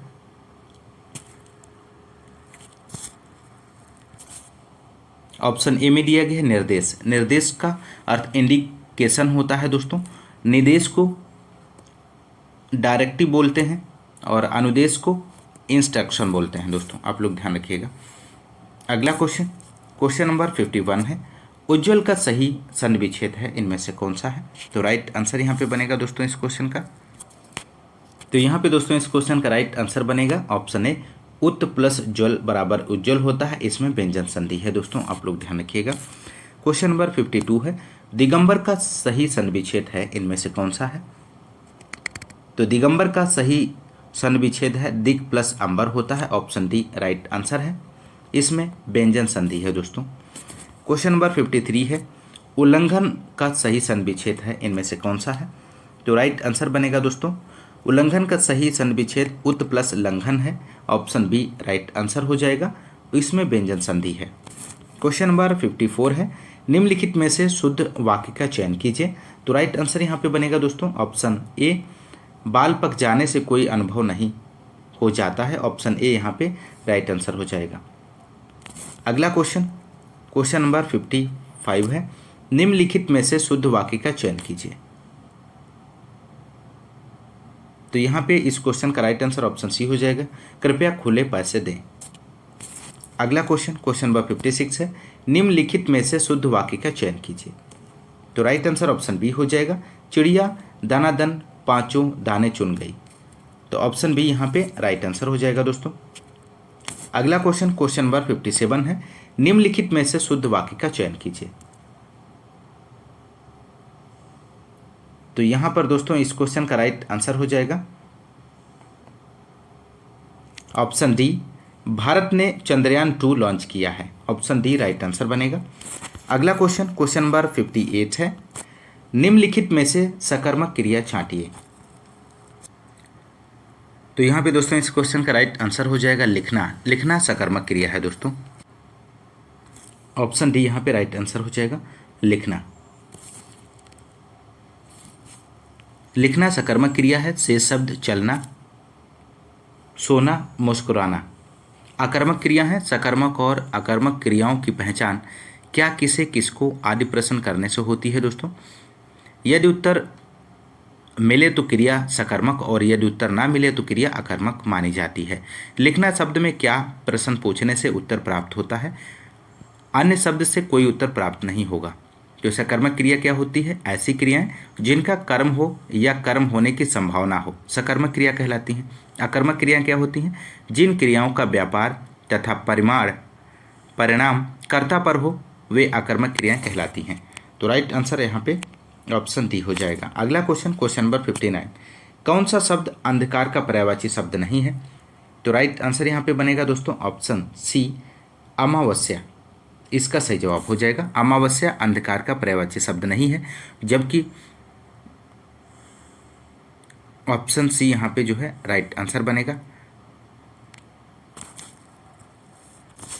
तो ऑप्शन सी राइट आंसर हो जाएगा। बाकी सभी जो हैं ऑप्शंस जो दिए गए हैं ये सभी अंधकार के पर्यायवाची हैं दोस्तों। अगला क्वेश्चन नंबर 60 है, सही अर्थ वाला शब्द युग्म कौन सा है? तो राइट आंसर ऑप्शन ए हो जाएगा, आकर, आकार, खान और आकृति, ऑप्शन ए यहाँ पे राइट आंसर बनेगा। अगला क्वेश्चन नंबर 61 है, जो कम खर्च करता हो इस वाक्यांश के लिए एक शब्द होगा, इनमें से कौन सा है? तो जो कम खर्च करता हो इस वाक्यांश के लिए एक शब्द मितव्ययी होगा दोस्तों, ऑप्शन सी राइट आंसर हो जाएगा। अगला क्वेश्चन नंबर 62 है, शुद्ध शब्द कौन सा है? तो राइट आंसर यहाँ पे बनेगा ऑप्शन डी, निर्भर, इसका सही जवाब हो जाएगा। अगला क्वेश्चन नंबर 63 है, निम्नलिखित में से कर्ता कारक वाला वाक्य छांटिए। तो राइट आंसर ऑप्शन ए हो जाएगा, मोहन को जाना है। क्वेश्चन नंबर 64 है, निम्नलिखित में से पुल्लिंग शब्द छांटिए। तो राइट आंसर यहाँ पे ऑप्शन डी हो जाएगा, आहार, इसका सही जवाब है। क्वेश्चन नंबर 65 है, पति शब्द का अभिव्यक्तिक बहुवचन होता है। तो राइट आंसर ऑप्शन ए हो जाएगा, पतियों, इसका सही जवाब बनेगा। क्वेश्चन नंबर 66 है, निम्नलिखित में से निर्देश चिन्ह कौन सा है? तो यहाँ पे दोस्तों इस क्वेश्चन का राइट आंसर ऑप्शन डी हो जाएगा। इस प्रकार से निर्देश चिन्ह का प्रयोग किया जाता है। क्वेश्चन नंबर 67 है, सदा एक समान रहने पर लोकोक्ति प्रयुक्त होती है। तो राइट आंसर ऑप्शन बी हो जाएगा, सावन हरे न भादों सूखे। क्वेश्चन नंबर 68 है, शास्त्र प्रवीण महाविद्यालय में पीताम्बर धारण करने आते हैं, इस वाक्य में तत्पुरुष समास कौन से शब्द पद में है? तो राइट आंसर ऑप्शन ए हो जाएगा, शास्त्र प्रवीण। ऑप्शन ए राइट आंसर है। क्वेश्चन नंबर 69 है, agenda is send here with के लिए हिंदी में होगा। तो राइट आंसर यहाँ पे बनेगा दोस्तों ऑप्शन ए, कार्यसूची साथ भेजी जा रही है। ऑप्शन ए राइट आंसर हो जाएगा। क्वेश्चन नंबर 70 है, एज मेंशनड देयरिन के लिए हिंदी में होगा। तो हिंदी में आपको बताना है, तो राइट आंसर ऑप्शन ए हो जाएगा, जैसा कि उसमें उल्लेख किया गया है।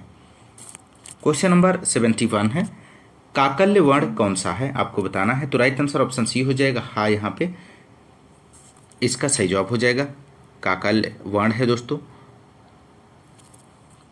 अगला क्वेश्चन नंबर 72 है, या का उच्चारण स्थान है। तो या का उच्चारण स्थान आपको बताना है। तो राइट आंसर हो जाएगा ऑप्शन डी, तालु, यहाँ पे इसका सही जवाब हो जाएगा। अगला क्वेश्चन नंबर 73 है, उपसर्ग बताइए अतीन्द्रिय का। तो अतीन्द्रिय में आपको उपसर्ग बताना है। तो राइट आंसर बनेगा ऑप्शन ए, अति। अगला क्वेश्चन नंबर 74 है, अध्याहार का अर्थ है, इनमें से कौन सा है? तो राइट आंसर ऑप्शन सी हो जाएगा, वाक्य में कर्ता और कर्म का जुड़ जाना। ऑप्शन सी राइट आंसर बनेगा। क्वेश्चन नंबर 75 है, एक ही विधेय हो जिसमें सरल वाक्य है। एक ही विधेय हो जिसमें सरल वाक्य है। ऑप्शन सी राइट आंसर हो जाएगा। क्वेश्चन नंबर 76 है, कौन सा स्त्रीलिंग शब्द है? तो स्त्रीलिंग शब्द आपको बताना है। तो यहाँ पे राइट आंसर हो जाएगा दोस्तों, छाछ स्त्रीलिंग शब्द है। ऑप्शन ए राइट आंसर हो जाएगा। क्वेश्चन नंबर 77 है, कौन सा समुच्चय बोधक अव्यय नहीं है? दिए गए ऑप्शंस में से आपको बताना है। तो आजन्म शब्द समुच्चय बोधक नहीं है, शेष शब्द अर्थात, अतएव अथवा समुच्चय बोधक अव्यय है। तो ऑप्शन डी राइट आंसर हो जाएगा। क्वेश्चन नंबर 78 है, कृताकृत का समास है। तो राइट आंसर ऑप्शन सी हो जाएगा, कर्मधारय समास है दोस्तों। कृताकृत शब्द में कर्मधारय समास है, इसका समास विग्रह है कृत प्लस अकृत। तो कर्मधारय समास के कुछ अन्य उदाहरण की बात करेंगे, सद्भावना है, महापुरुष है, नीलोत्पल है, पीताम्बर है, इन सभी में कर्मधारय समास है। अगला क्वेश्चन नंबर 79, तद्भव शब्द है, इनमें से कौन सा? तो राइट आंसर हो जाएगा, ढाई शब्द तद्भव है, जबकि इसका तत्सम रूप अर्ध तृतीय है। सुर्ख फारसी भाषा का शब्द है, भक्त एवं शल तत्सम शब्द हैं। तो ऑप्शन सी यहाँ पे राइट आंसर हो जाएगा दोस्तों। क्वेश्चन नंबर 80 है और अंतिम क्वेश्चन है इस प्रैक्टिस सेट का, स्त्री शब्द का विशेषण है। तो स्त्री शब्द का विशेषण बताना है दोस्तों। तो यहाँ पे राइट आंसर ऑप्शन डी हो जाएगा, स्त्रैण। ऑप्शन डी यहाँ पे राइट आंसर हो जाएगा। तो दोस्तों यदि आपको क्लास पसंद आ रही है तो क्लास को क्वेश्चन नंबर फर्स्ट से, दृश्य बहुत ही मनोरम था, वाक्य के रेखांकित शब्द का विशेषण भेद है। तो यहाँ पे राइट आंसर ऑप्शन ए हो जाएगा, गुणवाचक विशेषण है दोस्तों, आप लोग ध्यान रखिएगा। अगला क्वेश्चन नंबर सेकेंड है, माधवी अत्यंत सुंदर गाती है, रेखांकित शब्द है। तो राइट आंसर ऑप्शन डी हो जाएगा, क्रिया विशेषण है दोस्तों। नेक्स्ट क्वेश्चन नंबर थर्ड है, उत से निर्मित शब्द है। तो उत से निर्मित शब्द यहाँ पे ऑप्शन सी बनेगा, उच्चारण है दोस्तों। ऑप्शन सी राइट आंसर हो जाएगा। नेक्स्ट क्वेश्चन नंबर 4 है, बच्चा में पन प्रत्यय जोड़ने से निर्मित शब्द है। तो राइट आंसर ऑप्शन डी हो जाएगा, बचपन इसका सही जवाब बनेगा। अगला क्वेश्चन नंबर 5 है, बादल घिर आए और बारिश होने लगी, रचना की दृष्टि से वाक्य है। तो राइट आंसर ऑप्शन डी हो जाएगा, संयुक्त वाक्य है दोस्तों। अगला क्वेश्चन नंबर 6 है, कमल के फूल पर भौरे मंडराते, वाक्य के रेखांकित शब्द का पर्यायवाची नहीं है, इनमें से कौन सा नहीं है? तो राइट आंसर ऑप्शन सी हो जाएगा, जलज यहाँ पे राइट आंसर बनेगा दोस्तों, आप लोग ध्यान रखिएगा। अगला क्वेश्चन नंबर 7 है, श्याम को भगवान पर जितनी अनुरक्ति है उसकी पत्नी की उतनी ही भगवान पर, यहाँ पे आपको फिल करना थी, रेखांकित शब्द के विपरीत अर्थ वाले शब्द से रिक्त स्थान की पूर्ति कीजिए। तो राइट आंसर ऑप्शन डी हो जाएगी, विरक्ति यहाँ पे इस क्वेश्चन का राइट आंसर बनेगा। क्वेश्चन नंबर 8 है, आज आकाश में, यहाँ पे आपको फिल करना, छाए हैं, रिक्त स्थान की पूर्ति उचित शब्द से कीजिए। तो राइट आंसर बनेगा ऑप्शन सी, जलद, यहाँ पे राइट आंसर हो जाएगा दोस्तों। नेक्स्ट क्वेश्चन नंबर 9 है, पैसे से मनुष्य की जीवन जीने की इच्छा बलवती होती है, रेखांकित वाक्यांश के लिए एक शब्द है। तो राइट आंसर यहाँ पे बनेगा ऑप्शन ए जिजीविषा, यहाँ पे राइट आंसर बनेगा। जीवन जीने की इच्छा जिजीविषा, जिसके चार मुख हों चतुरानन, ऑप्शन सी में जीविका दिया गया है। जीवन निर्वाह का साधन जीविका होता है दोस्तों। क्वेश्चन नंबर 10 है, इस विद्यालय में दाखिला मिलना टेढ़ी खीर है, रेखांकित मुहावरे का सही अर्थ है, इनमें से कौन सा है दोस्तों? तो राइट आंसर बनेगा ऑप्शन ए कठिन कार्य होना, ऑप्शन ए राइट आंसर बनेगा। नेक्स्ट क्वेश्चन, क्वेश्चन नंबर 11 है दोस्तों, मैं श्री रामचंद्र जी के चरण कमल की वंदना करती हूँ, रेखांकित शब्द किस समास का उदाहरण है? तो यहाँ पे दोस्तों राइट आंसर हो जाएगा ऑप्शन ए कर्मधारय समास है दोस्तों। क्वेश्चन 11 का ऑप्शन ए राइट आंसर बनेगा। अगला क्वेश्चन, क्वेश्चन नंबर 12 है, गंगा तट पर कुछ लोग भजन कर रहे थे, रेखांकित शब्द में कौन सा समास है दोस्तों, आपको बताना है। तो राइट आंसर ऑप्शन बी हो जाएगा तत्पुरुष समास है। नेक्स्ट क्वेश्चन, क्वेश्चन नंबर 13 है, भौरा का पर्यायवाची शब्द बताइए। तो दिए गए ऑप्शंस में से भौरा का पर्यायवाची क्या बनेगा? तो राइट आंसर यहाँ पे हो जाएगा दोस्तों ऑप्शन सी भ्रमर, यहाँ पे राइट आंसर बनेगा। भ्रमर भौरा का उचित पर्यायवाची शब्द है दोस्तों, ऑप्शन सी राइट आंसर। अगला क्वेश्चन, क्वेश्चन नंबर 14 है, नीली कमीज वाले छात्रों को यह कलम दे दो, रचना के आधार पर वाक्य का सही भेद पहचानिए। तो राइट आंसर ऑप्शन सी हो जाएगा, मिश्र वाक्य है दोस्तों यहाँ पर। अगला क्वेश्चन, क्वेश्चन नंबर 15 है, वर्तनी की दृष्टि से कौन सा शब्द सही है दिए गए ऑप्शंस में से? तो राइट आंसर ऑप्शन बी हो जाएगा स्वतंत्र, इस प्रकार से लिखा जाता है, शुद्ध वर्तनी वाला शब्द है दोस्तों। क्वेश्चन नंबर 16 है, सघोष वर्ण कौन सा है? तो राइट आंसर ऑप्शन सी हो जाएगा बा, यहाँ पे सघोष वर्ण हो जाएगा, ऑप्शन सी राइट आंसर है।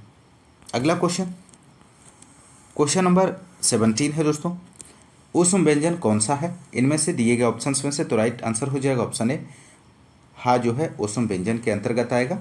शाह, खा और शाह और हा ऊष्म व्यंजन वर्ड हैं दोस्तों, आप लोग ध्यान रखिएगा, ऑप्शन ए राइट आंसर बनेगा।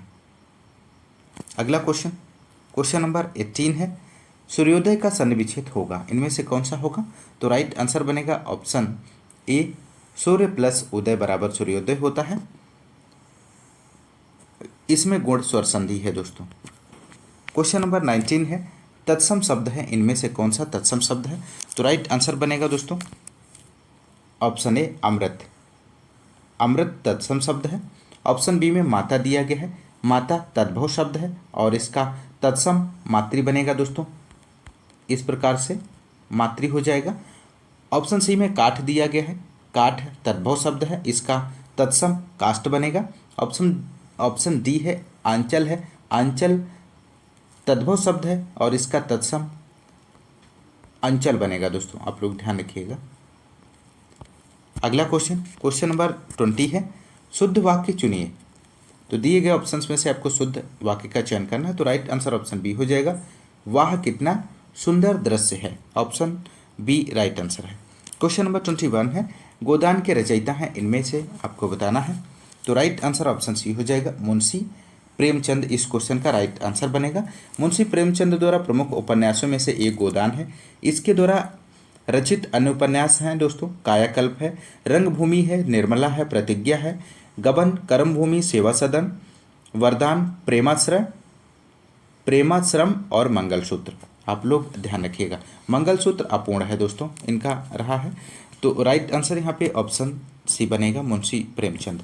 क्वेश्चन नंबर 22 है, स्वतंत्रता सबको प्यारी होती है, वाक्य के रेखांकित शब्द का संज्ञा भेद है। तो राइट आंसर ऑप्शन बी हो जाएगा, भाववाचक संज्ञा है दोस्तों, ऑप्शन बी राइट आंसर बनेगा। नेक्स्ट क्वेश्चन, क्वेश्चन नंबर 23 है, शीला अपने कपड़े स्वयं धोती है, रेखांकित शब्द सर्वनाम शब्द का उचित भेद है। तो राइट आंसर ऑप्शन बी हो जाएगा, निजवाचक सर्वनाम है, ऑप्शन बी राइट आंसर बनेगा। क्वेश्चन नंबर 24 है, आजकल भारत की जनता भी अधिकाधिक शिक्षित हो गई है, रेखांकित शब्द का वचन है।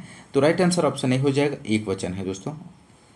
नेक्स्ट क्वेश्चन, क्वेश्चन नंबर 25 है, बालक किस पुस्तकालय में पढ़ रहा है, वाक्य में यहाँ पे आपको फिल करना है, क्रिया है।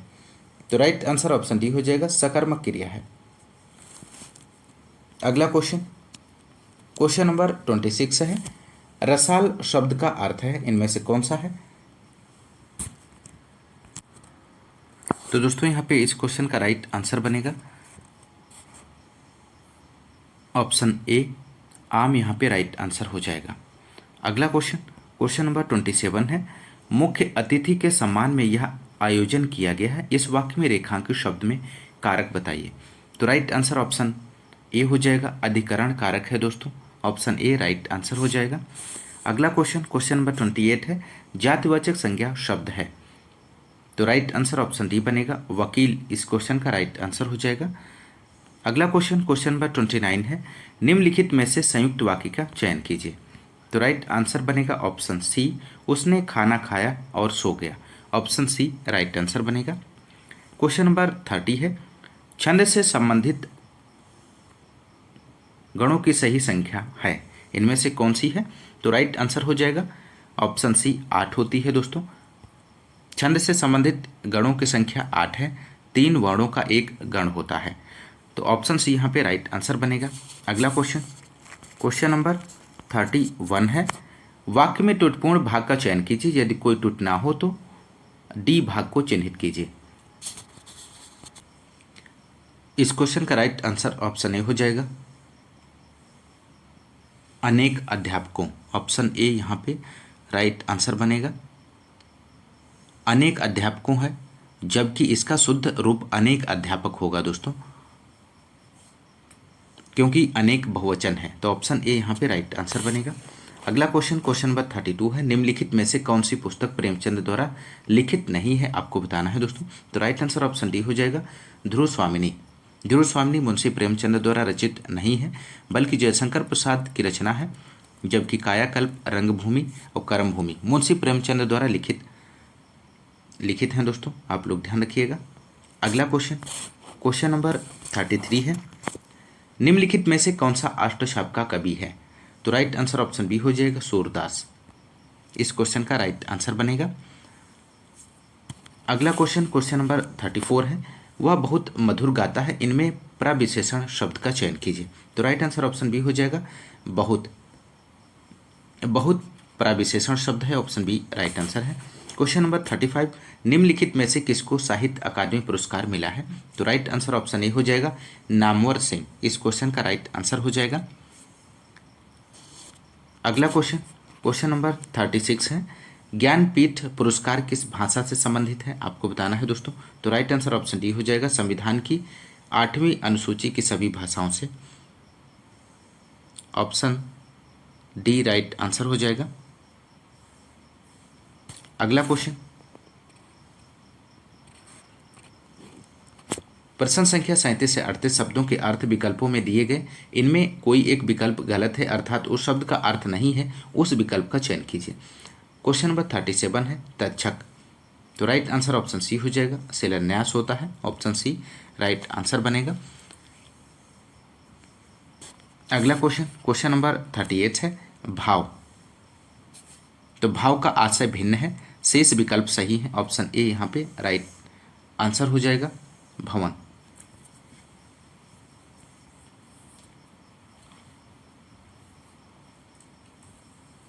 तो भवन यहाँ पे राइट आंसर बनेगा, भवन का आशय भिन्न है दोस्तों, शेष विकल्प सही है, ऑप्शन ए सही जवाब है। क्वेश्चन नंबर, प्रश्न संख्या 39 से 40 दिए गए विकल्पों द्वारा रिक्त स्थानों की पूर्ति कीजिए। क्वेश्चन नंबर 39 है, आज के वैज्ञानिक नए नए आपको यहाँ पे फिल करना है, द्वारा हमारे जीवन को सुखमय बना रहे हैं। तो राइट आंसर यहाँ पे आपको बताना है, ऑप्शन बी यहाँ पे राइट आंसर बनेगा, आविष्कारों, ऑप्शन बी राइट आंसर हो जाएगा। अगला क्वेश्चन, क्वेश्चन नंबर 40 है, यदि इस रोग को आरंभ में ही काबू न किया गया तो यह यहाँ पे आपको फिल करना है, हो सकता है। तो राइट आंसर ऑप्शन ए हो जाएगा, संक्रामक हो सकता है, इस क्वेश्चन का राइट आंसर बनेगा दोस्तों।